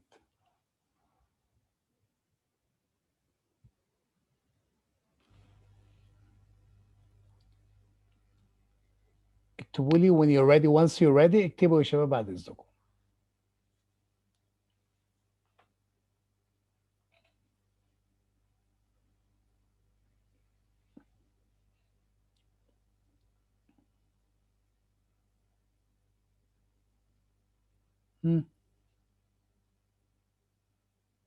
طيب يلا يا شباب. بص يا ولاد، الاندبندنت كلوز دايما لما تدور يبقى عندك سؤال على punctuation، دور على parts of speech، دور على السبجكت ودور على الفيرب عشان تعرف ان ده independent clause. لما انا اقول clause واحد بس، لما اقول كلمه clause اقصد بيها independent clause اللي هي الاتريبيوتس بتاعته في subject وverb can stand alone which gives a complete thought. يعني heavy rain the subject والverb makes. freeway driving a challenge بقت كلها independent. طب الاندبندنت لما احب اربطه باندبندنت تاني بقى عندي طريقه بالسيمي كولون اهو. writing is difficult semicolon it takes a lot of effort. يعني ايه يا مستر؟ يعني اول ما تلاقي semicolon تبص بصه شمال يبقى في subject وverb، تبص بصه يمين يبقى في subject وverb. تمام. طيب عندي طريقه تانيه بربط 2 independent بحاجة اسمها conjunctive adverb أو linking adverb زي however و therefore و in addition و nonetheless و indeed و in fact، بس بشرط دول بيحشروا نفسيهم ما بين اتنين independent، أحط يبقى في قبليهم semicolon أو period ويبقى في بعديهم إيه comma. أهي Montana's annual rainfall is below average، حطيت semicolon moreover comma temperatures كذا كذا، يبقى دول بيحشروا نفسهم ما بين 2 كلوز، يعني subject وverb قبليهم وsubject وverb بعديهم، يبقى يجي قبل الconjunctive adverb semicolon أو period ويجي بعدهم إيه؟ comma. تمام؟ طيب وكمان بربط 2 independent بكوما وفان بويز. كوما وفان بويز، فان بويز لوحديها لأ. اهو 4 inches of snow fell in 2 hours comma yet many drivers refused. subject وverb قبلها، ادي الverb وادي السبجكت وادي many drivers ادي السبجكت وادي الverb comma وفان بويز. طيب تعالوا نكمل. طيب ال subordinate conjunction اللي احنا بنسميها ال dependent marker دول آلاف، زي كلمة كنت بقول لكم زمان كلمة because I was sick يجي وراهم dependent ثم comma ثم independent. because I was sick comma I stayed home، اعمل لها flip over. I stayed home because I was sick مش محتاج comma. لو عملت flip over مش محتاج كوما. تمام. بص subordinate conjunction أو dependent marker أهي الexample after we moved the furniture. after ده subordinate conjunction we moved the furniture ده dependent، وبعد كده اجيب الكاما، وبعد كده الاندبندنت we cleaned the carpets. تمام؟ طيب انا جبتهم في النص، جبت السبوردينيت conjunction في النص، يعني عملت flip over مش محتاج كاما. I stayed home because I was sick اهي. we cleaned the carpet after we moved the furniture مش محتاج كاما. My children ate breakfast while I read the newspaper مش محتاج كاما خالص. طيب الانسرشن اللي هو النون essential يا ولاد. insertion يعني non essential. طب use commas أو dashes before and after the insertion or interruption or non-essential. طيب هنا مثلا بيقول لي roast leg of lamb is no part of a heart healthy blah blah blah blah one of my favorite dinner. مش لازم تقول ان دي one of your favorite dinner، دي extra information. insertion تتحط ما بين 2 كوما او 2 داش. donuts are no part of a heart healthy diet. مش لازم تقول لي gelatin. تمام. طيب ال propositional phrase لما تيجي قبل الكلوز، وجميع انواع الفريزز لما تيجي قبل الكلوز يتحط هنا ايه؟ كاما. after my Christmas class كاما ده اسمه propositional phrase، واجيب الكاما I have an hour break. طيب دي اسمها introductory word، يعني therefore كاما I will have time to eat lunch. ما هي الفريز هي introductory والword introductory.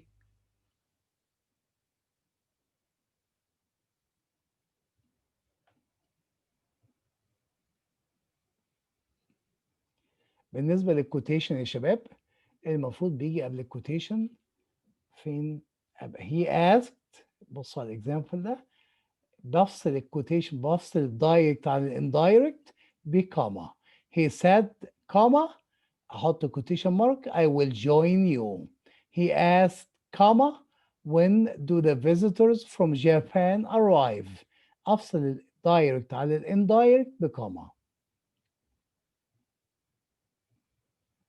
بحط كاما في الديتس، بحط كاما في الديتس. يبقى February 10 كاما 2010 Wednesday كاما February 10 وهكذا.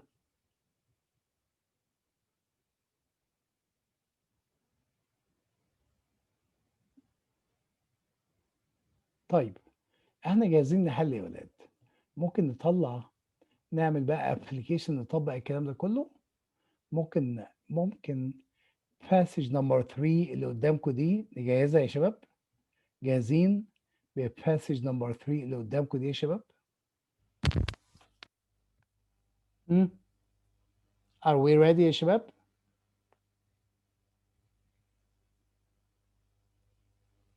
طب روان is ready. who else؟ طيب احنا جاهزين. هنحل الباسج دي في 9 minutes. في 9 minutes ماشي يا شباب؟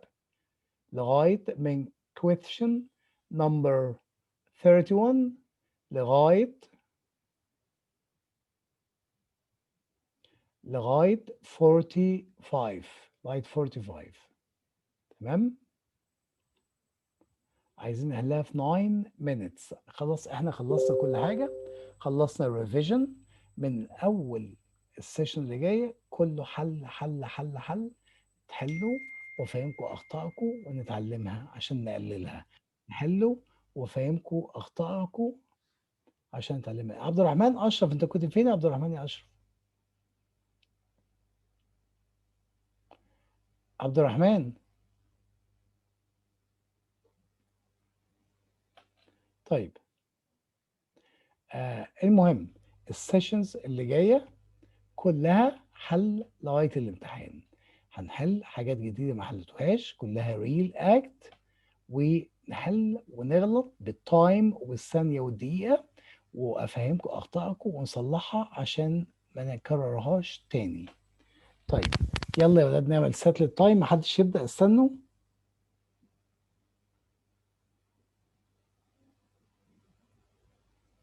هعمل سيت للتايم. ادي 9 minutes 1. يا عبد الرحمن يا اشرف، are you there؟ عبد الرحمن، عبد الرحمن اشرف، are you there؟ عبد الرحمن. طيب يلا يا شباب 1 2 3 جو. انا بدأت. يلا يا ولاد 9 minutes. يلا يا شباب. climbing Mount Windmill. climbing Mount Windmill. يلا يا شباب.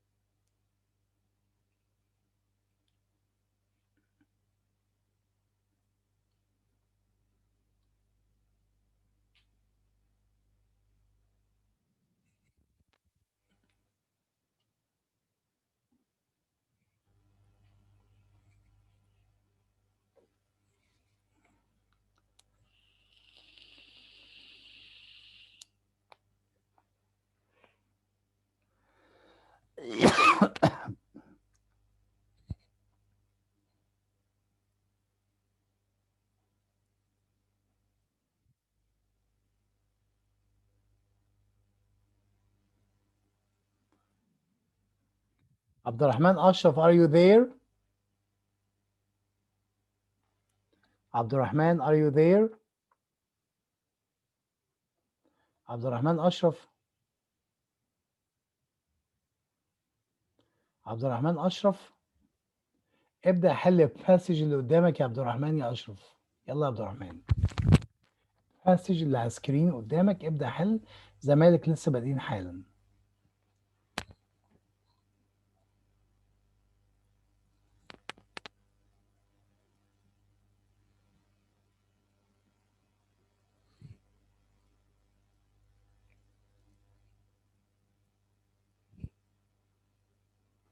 مستر، هو احنا بدأنا الحل ولا ايه؟ مين بيتكلم؟ عبد الرحمن أشرف؟ ايوه يا مستر. أنت كنت فين يا عبد الرحمن؟ معلش يا مستر، كنت طيب. ناسي اصلا على الدرس. يا عبد الرحمن ميعاد الدرس الساعة 6 سبت و3 يا عبد الرحمن. عبد الرحمن زمالك بدأوا من 3 دقايق. 3 دقايق، هديك 3 دقايق زيادة الباسج اللي قدامك على السكرين. يلا يا عبد الرحمن، يلا يا عبد الرحمن. 6 minutes are left guys. 6 minutes are left.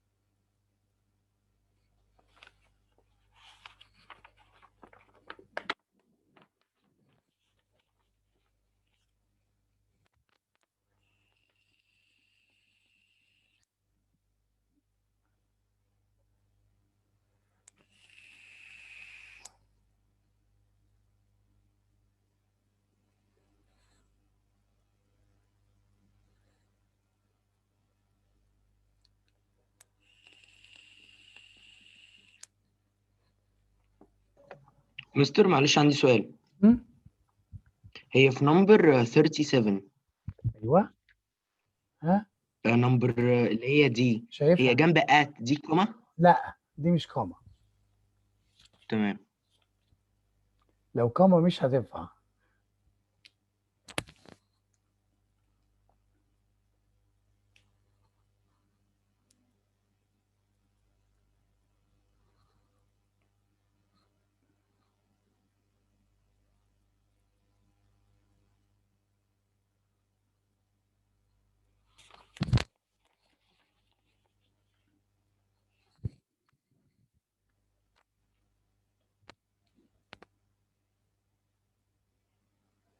Four minutes. 4 minutes.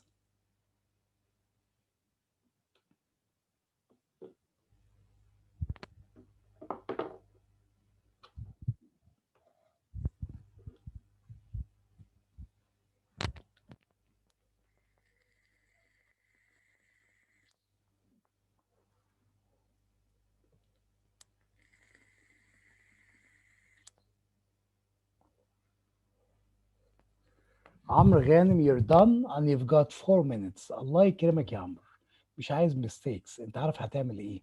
هترجع كل selected choice ترجعه paragraph وتقرا من قبل ومن بعده. الله يكرمك يا عمرو، مش عايز mistakes. انت عندك 4 دقايق، عندك عالم تاني يا عمرو. ماشي؟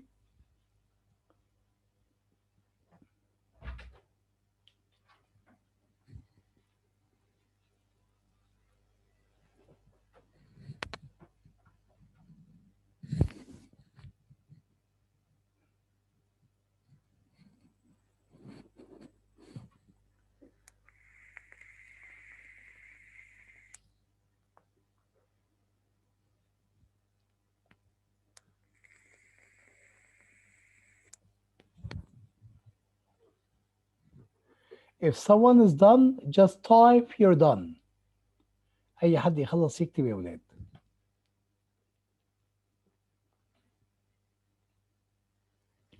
Two minutes, 30 seconds. 2 minutes, 30 seconds.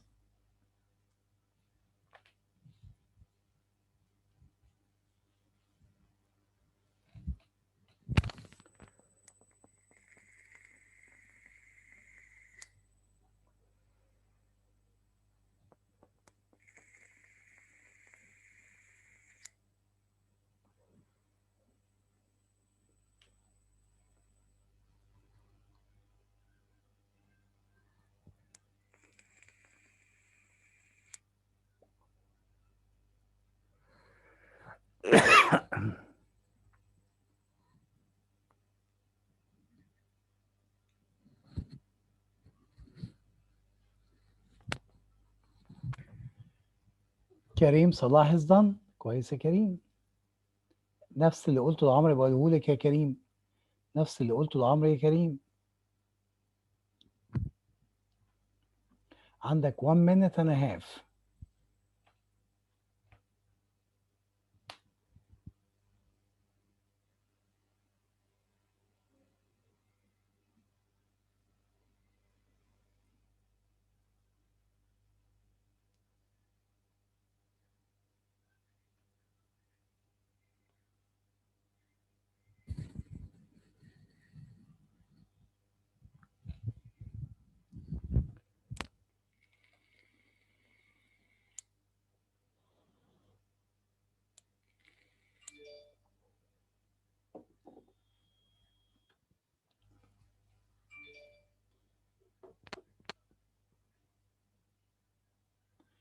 $35 seconds.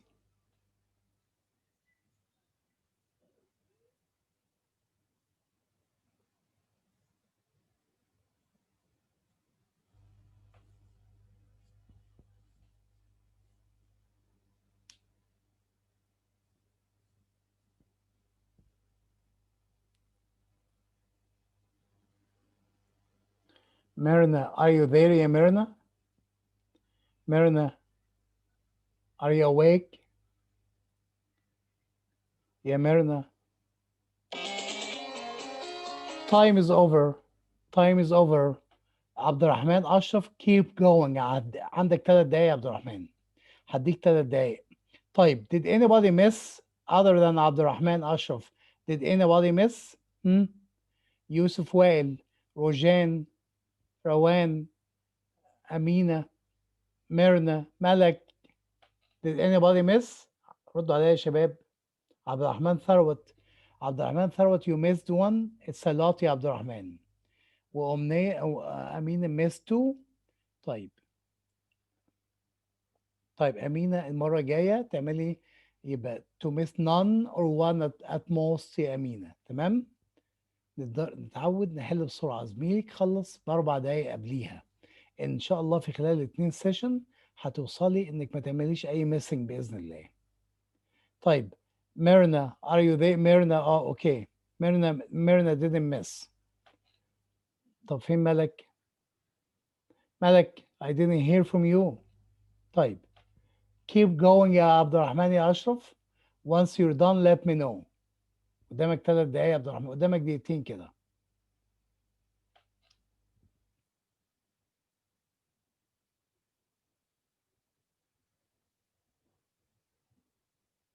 once you're done let me know يا عبد الرحمن يا أشرف.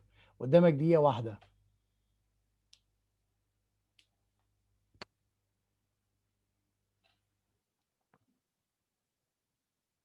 اوكي عبد الرحمن أشرف is done. يلا يا ولاد. number 31. يلا يا شباب. 31 type your answers.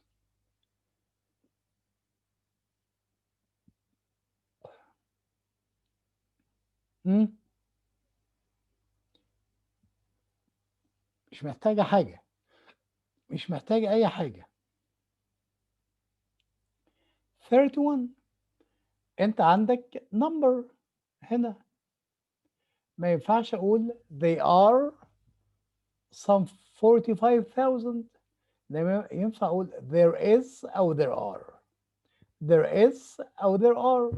يبقى no change is not gonna work. طيب I cannot say there is because there is a plural number. النمبر ده plural. طب there is دي أصلها there is single، ما ينفعش اختارها لأن النمبر ده plural. يبقى لازم بكل سهولة أقول there are. B is a correct choice. طيب يلا يا ولاد عند 32. 32 شوف مين السبجكت. subject verb agreement. subject verb agreement. يلا كله يكتب في 32. ادي عمرو غانم بدأ. subject verb agreement. دور على السبجكت مين واختار التنس المناسب. طيب كويس. طيب and the task. التاسك ده subject. the task of كل اللي ورا التاسك ده اسمه prepositional phrase ملهاش أي لازمة. the task of repairing and maintaining these huge matching machines. the task have. the task cannot be have. ما ينفعش أقول على التاسك one task have لأن have دي plural verb والتاسك ده إيه؟ التاسك ده equal to it. ما ينفعش أقول it have وما ينفعش أقول it are و it have وما ينفعش أقول it represent إنما ينفع أقول it represents. it represents. good job. يلا 33. انت استنوا يا ولاد على 33. استنوا. انت عندك transition. عندك first و instantly ده بيعبروا عن sequence. sequence يعني ترتيب. طيب sequence. وعندك likewise من الفاميلي بتاعت السبورت. وعندك in contrast من الفاميلي بتاعت الكونتراست. يبقى انا لازم اقرا السنتنس اللي قبل والسنتنس اللي بعد. يلا اكتبوا الانسر. يلا روان اشرف عملت ايه؟ الباقي اكتبوا الانسر يا شباب. انسر بتاع 33. ويوسف وائل كمان ايه؟ وامينه ايه؟ وعبد الرحمن ثروت بي. وعبد الرحمن اشرف بي. يلا يا ولاد يلا يلا يا شباب. وكريم صلاح ايه؟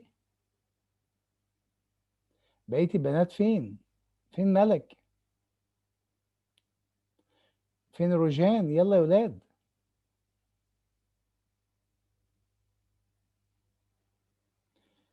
انا منتظركم يا شباب. مالك فين؟ مالك فين؟ طيب تعالوا لي بقى يا عبد الرحمن. وعبد الرحمن خليك معايا. انا عندي هنا ترانزيشن، لازم اقرا السنتنس اللي قبله والسنتنس اللي بعده يا عبد الرحمن. تمام؟ ادي اللي قبله، واللادرز السلالم دي inside the towers simplify access. طالما اللادرز بتsimplify access بتبسط الدخول، ده يا عبد الرحمن positive ولا negative يا عبد الرحمن؟ simplify access positive ولا negative؟ الاثنين يا عبد الرحمن. positive. حلو قوي، نكتب جنبها هنا P positive. يلا بقى اللي بعديها servicing، انك تعمل سيرفيس للتوربنز. توربن يعني electricity generator، مولد كهرباء. plates those long fiberglass veins that slice through the air is a serious challenge. تحدي كبير. طب serious challenge دي positive ولا negative يا عبد الرحمن؟ ها؟ challenge negative صح؟ negative. يبقى أنا بنتقل من positive لنيجاتيف. إمتى بستخدم؟ يبقى أنا لازم أستخدم transition من الفاميلي بتاعت الكونتراست لما السنتنس اللي قبل والسنتنس اللي بعد go different direction، مش مصاحبين بعض، رايحين في اتجاهات مختلفة، يبقى استخدم transition من الفاميلي بتاعت الكونتراست. صح كده يا ولاد؟ يبقى لازم استخدم مين؟ ها؟ which one is correct؟ no change اللي اسمها in contrast. مفهوم؟ كلير يا عبد الرحمن؟ كلير يا ولاد؟ ها؟ كتير يا مستر. تمام. طيب تمام. يلا يلا نشوف اللي بعدها 34. يلا يا ولاد 34.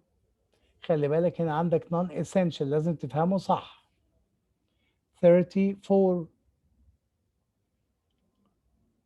ها؟ ايوه الباقي يكمل.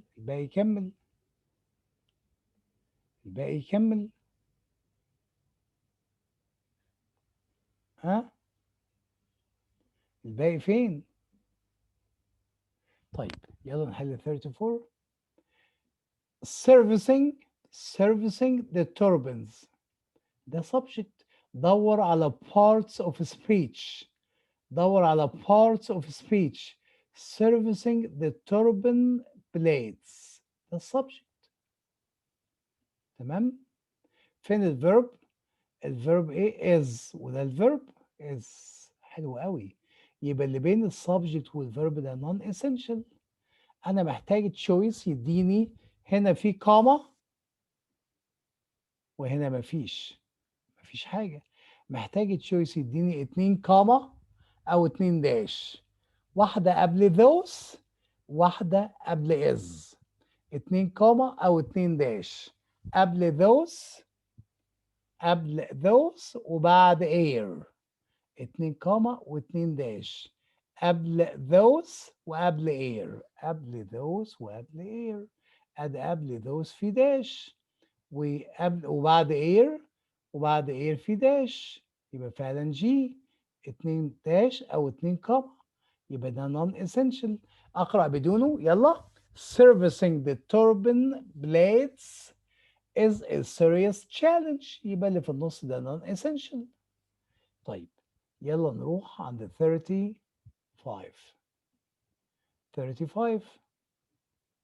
يلا يا ولاد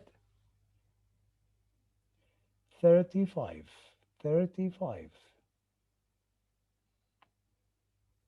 انا شايف دي وايه، خلي بالك انت هنا عندك نون اسينشال وعندك ايديوم، الاثنين مع بعض. ايديوم ونون اسينشال.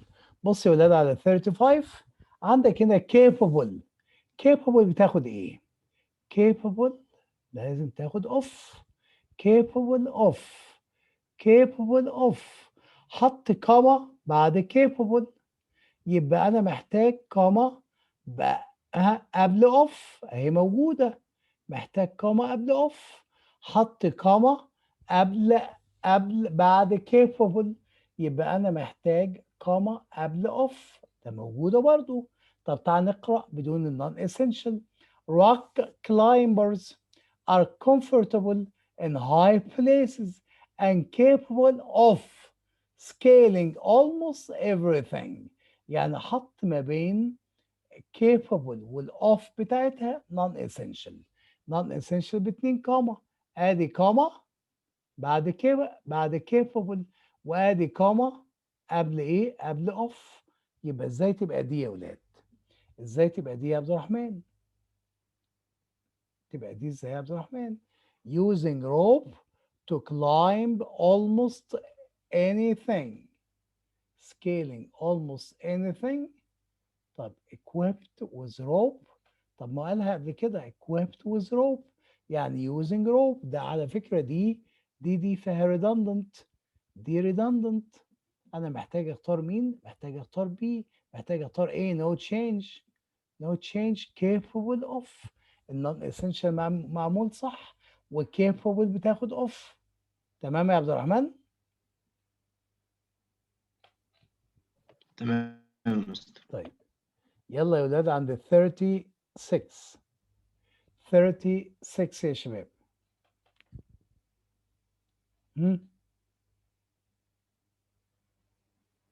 خلي بالك لسه مراجعين عليها من شوية. after، اوعى تنسى after. واحدة منين؟ after واحدة من ال subordinate conjunction أو ال dependent marker. بيجي وراها dependent comma independent. after dependent comma independent. after completing specialized training وادي comma. rock climbers become ideal rope technicians. فعلا لسه واخدينها النهارده. after subordinate conjunction تيجي وراها dependent ثم comma ثم independent. ادي independent rock climbers the subject وبecame ده الايه؟ ده الverb. طيب شكرا. ده كانت مين؟ كانت 36. 37 يا ولاد دي فيها idiom. idiom يعني whenever you encounter a proposition. أول ما تشوف proposition يبقى idiom على طول.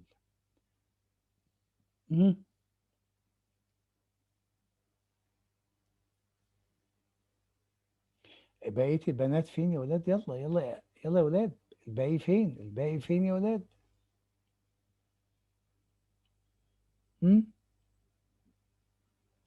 طيب فعلا arrive across، عمري ما شفت arrive بتيجي وراها across. arrive across ما تنفعش. arrive with ما تنفعش. arrive via ما سمعتش عنها. arrive at، arrive at is a correct choice. طيب 38. Given that all the choices are true, which one will provide the most effective introduction؟ لسه واخدينها النهارده.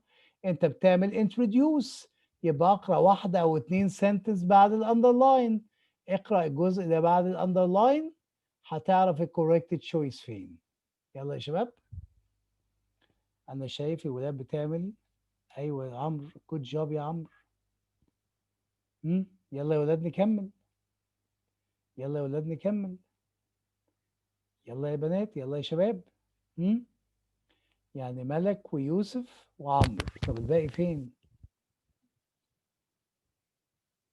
وروجان. الله، ده انتوا كلكم عملتوا. طيب يلا نقرا ده. technicians work in pairs في ازواج while they don't climb in high wind. لما يبقى في high wind they don't climb. طيب extreme temperature، لما يبقى في temperature عالية they don't climb.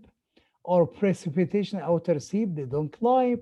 whether there is lightning، لما في برق within 30 miles the technicians stay on the ground. ليه؟ precautions such as these along، يبقى عشان السيفتي بتاعتهم. طيب تعال نشوف no change. no change. تعال نشوف no change. 38. the largest wind turbine blades are over 200 feet long. ما كانش بيتكلم على الديسكريبشن للتوربنز، كان بيتكلم على السيفتي بتاعت الوركرز. يبقى F is not correct. G the number of wind turbine ما كنتش بتكلم عليها، بتكلم على السيفتي. H a typical wind turbine was about 8,000 part ولا كنت بتكلم على ده. J whatever the job safety أيوة السيفتي بتاعتهم is first priority. فعلا J is a correct choice. طب 39 يا ولاد 39 punctuation. هم؟ هم؟ B ولا C؟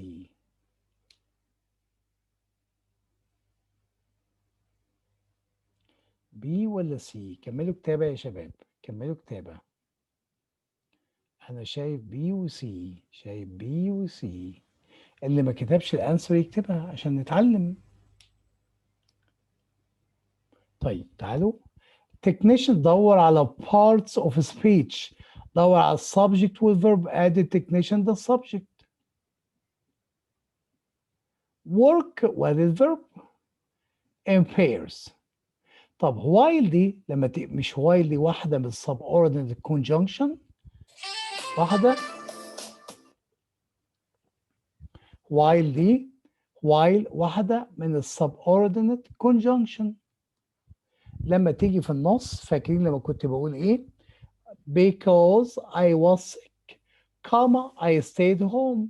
طب I stayed home no comma بدون comma because I was sick. يبقى while دي عشان تبقى صح لازم اشيل السيمي كولن. يبقى المستيك اللي في ايه هو السيمي كولن. while دي عشان تيجي في النص السبordinate conjunction يجي في النص اشيل السيمي كولن. عمل ايه في دي؟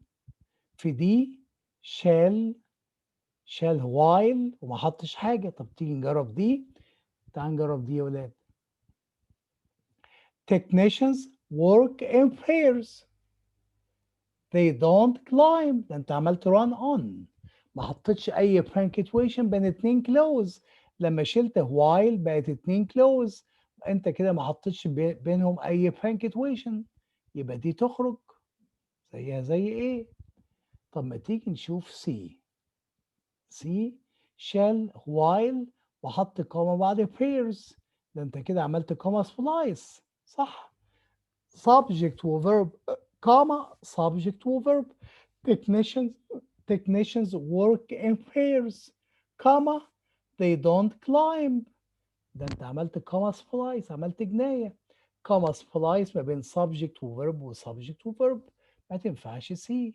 اللي عمله بي بقى حط comma وand comma وفان بويز وشال while. تعال نقرأ ببي.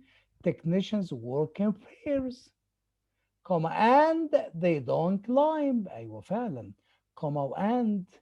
يبقى comma and ابص شمال الاقي subject وverb، ابص يمين الاقي subject وverb. الولاد اللي عملوا سي عرفتوا المستيك بتاعتكم فين يا ولاد؟ عرفتوا المستيكس بتاعتكم يا شباب؟ عرفنا المستيك فين يا شباب عشان ما نعملهاش تاني؟ طيب تعالوا نمبر 40. نمبر 40 خلي بالك ان whether دي محتاجة or. whether or محتاجة or. ها يلا يا شباب نمبر 40. 40 يا ولاد. ما عنديش or، ما فيش whether محتاجة or، ما عنديش or، يبقى ادي no change is not correct. so that ما ابدأش بيها السنتنس unless و if زي بعض بس واحدة negated وواحدة not. طب ما نجرب if الكونديشن. if there is lightning within 30 miles. ايوه في الكوما بتاعت if اهي، ما if ده condition. if دي واحدة من subordinate conjunction بتيجي في النص كوما. the technicians stay on the ground. لو في برق بيقعد على الأرض. يبقى فعلا J is a correct choice. طيب يلا 41 فيها non-essential. 41 .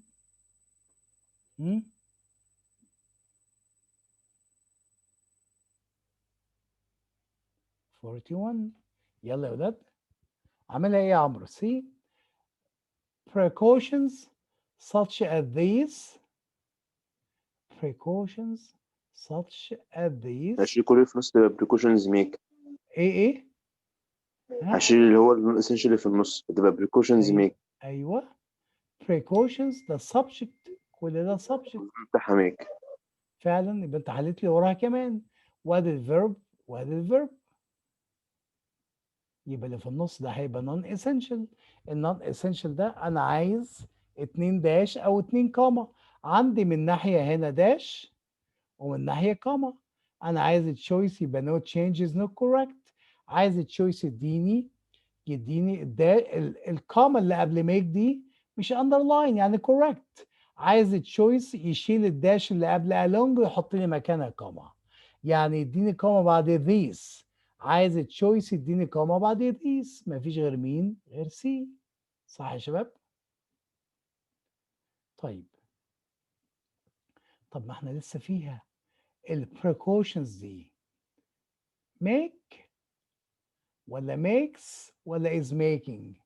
42 البريكوشنز is making. precaution دي plural equal to they. ينفع اقول they is، ما ينفعش اقول they is making، ولا they has، ولا they makes. انما ينفع اقول they make. يبقى F is a correct choice في 42. طب يلا بقى وروني هتعملوا ايه في 43. يلا يا ولاد 43. روان وأمينة وعمرو الولاد عاملين دي. عبد الرحمن فين؟ ها؟ تعال نشوف. خلي بالك هنا عندك ليست سهلة جدا. بص الليست fresh air. فهمت ان الليست دي based على nouns. fresh air ادي noun. great vistas وادي noun. وفي ايتم كمان اهو ample time off وادي noun. يبقى لازم الاندرلاين portion ده يبقى noun. هنا الاندرلاين portion to practice climbing daily ده phrase. ده infinitive phrase. لا انا عايزه noun.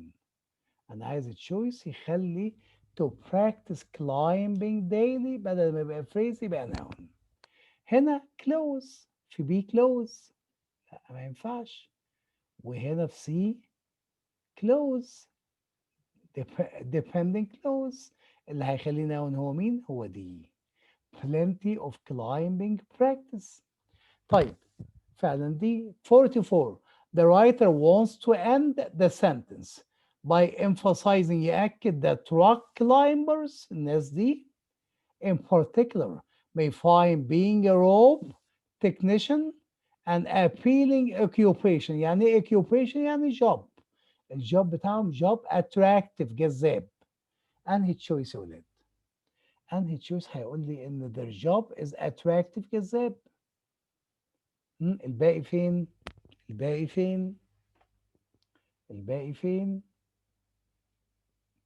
انهي تشويس هيقول لي ان their job is an attractive job؟ تعالوا نشوف يا ولاد. نشوف no change. It is not a typical job description. بس isn't it؟ بس ما قالش انه attractive appealing. طب what inspires rock climbers to reach such heights؟ بس ما اتكلمش عن الجوب. في جي ما اتكلمش عن الجوب. طب في جي ready to sign up yet؟ ما قالش ان الجوب attractive. يبقى H what more could a climber want؟ عايز ايه اكتر من attractive job appealing job؟ يبقى H is a correct choice فعلا. طيب احنا لسه واخدين دي النهارده، واخدين 45. الراجل عايز يدخل السنتنس القصيره دي enter rock climbers. خش مع rock climbers be a rock climber. نحطها فين؟ نحطها عند point A ولا point B ولا point C ولا بوينت دي؟ طب ما لازم نجرب كله، لازم نجرب كله. كله يكتب يا ولاد enter rock climbers، يعني انك تدخل الروك كلايمبرز هيبقى فيه كذا كذا. يلا يا ولاد اكتبوا الانسر. يلا يا شباب، انا اللي عمل عندي عبد الرحمن اشرف وروان، الباقي فين يا ولاد؟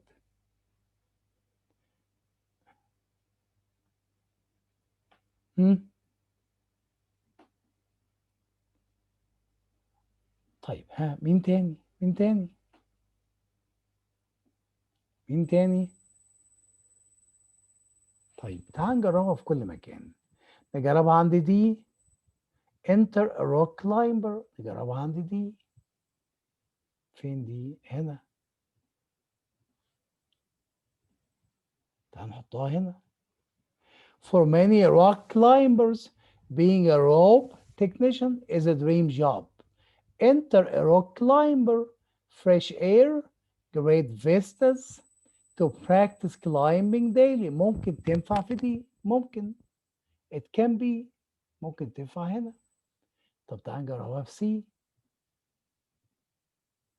ادي سي هنا. The technicians stay on the ground. Enter a rock climber, precautions such as. ده بيتكلم عن precaution، يقول له خش خليك واحد من الروك كلايمبرز، ويتكلم عن precaution لما تنفعش في سي. تعال نجربها في بي.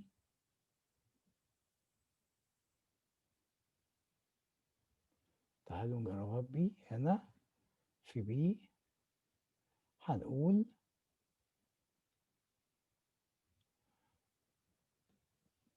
most turbine blades that rope technicians service only need a thorough climbing or other basic upkeep, such as a new coat or paint. Enter a rock climber. Sometimes the task can be more. ما تنفعش هنا خالص، ده بكام على التاسك.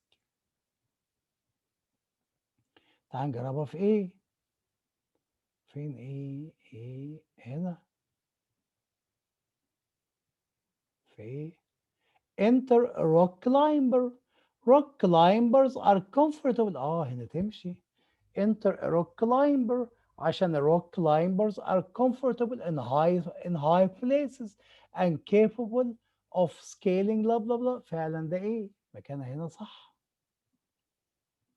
A is a correct choice. ايه اخبار المستيكس يا شباب؟ ايه اخبار المستيكس يا ولاد؟ ايه اخبار المستيكس يا ولاد؟ 2 يا عمرو يا غانم، انت عامل 2 مستيك. مين يا عمرو؟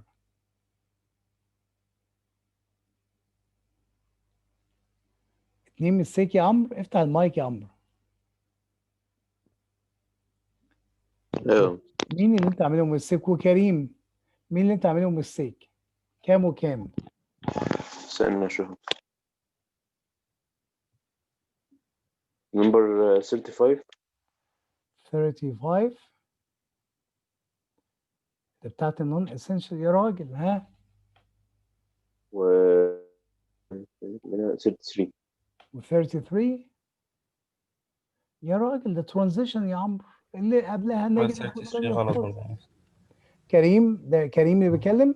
اه يا شباب ده ترانزيشن، هتقرا السنتنس اللي قبله واللي بعد، سهله جدا. اللي قبل بوزيتيف واللي بعد نيجاتيف. امينه 4. امينه عايزين نقلل الاربعه دول يا امينه، يبقوا 2 المره اللي جايه يا امينه. وانت كمان يا روجان عايزين يبقى 1 المره اللي جايه، او يعني امينه وروجان عايزين 1 ميستيك المره اللي جايه. ميرنا 3 برضو. لا يا ولاد، عايزين نقلل ميستيكس يا شباب، ما ينفعش. ما ينفعش، عايزين نقلل ميستيكس كلها. لا يا ولاد، من فضلكم عايزين نقلل الميستيكس دي. خلاص انتهى. المرات اللي جايه هتبداوا تحلوا، ولما تحلوا نحل مع بعض ونشوف الميستيكس ايه عشان ما نعملهاش تاني. ماشي يا ولاد؟ عشان ما نعملهاش تاني. يعني يا عمرو انت مخلص قبلها ب4 دقايق يا عمرو. 4 دقايق يا عمرو. طب راجع. طب دخل التشويس تاني وشوفوا يا عمرو، 4 دقايق كتير جدا يا عمرو، يعني تقريبا نص وقت يا عمرو، نص وقت يا ولاد. تمام. عايزين نشتغل على السكس المرات اللي جايه يا ولاد، ماشي؟ تمام. طيب حد بدأ في الهوم ورك ولا لسه؟ ها؟ الهوم ورك اخره السبت اللي جاي. تمام يا ولاد؟ محدش بيرد عليا ليه؟ يا ولاد محدش بيرد عليا. طب ما ترد عليا يا شباب، انا اكلم نفسي يا ولاد. تمام. حد ها؟ طيب الهوم ورك اخره يوم السبت يا شباب، تمام؟ تمام. انا بتابع الهوم ورك اللي انتوا بتعملوه، بتابعكم. طيب اشوفكم على خير يوم السبت ان شاء الله. يا استاذ عبد الرحمن تعالى في الميعاد يا عبد الرحمن، ميعاد السيشن الساعه 6 يا عبد الرحمن، تمام؟ عبد الرحمن اشرف. تمام يا مستر. شكرا يا شباب، شكرا يا ولاد. مع السلامة يا مستر. مع السلامه يا شباب.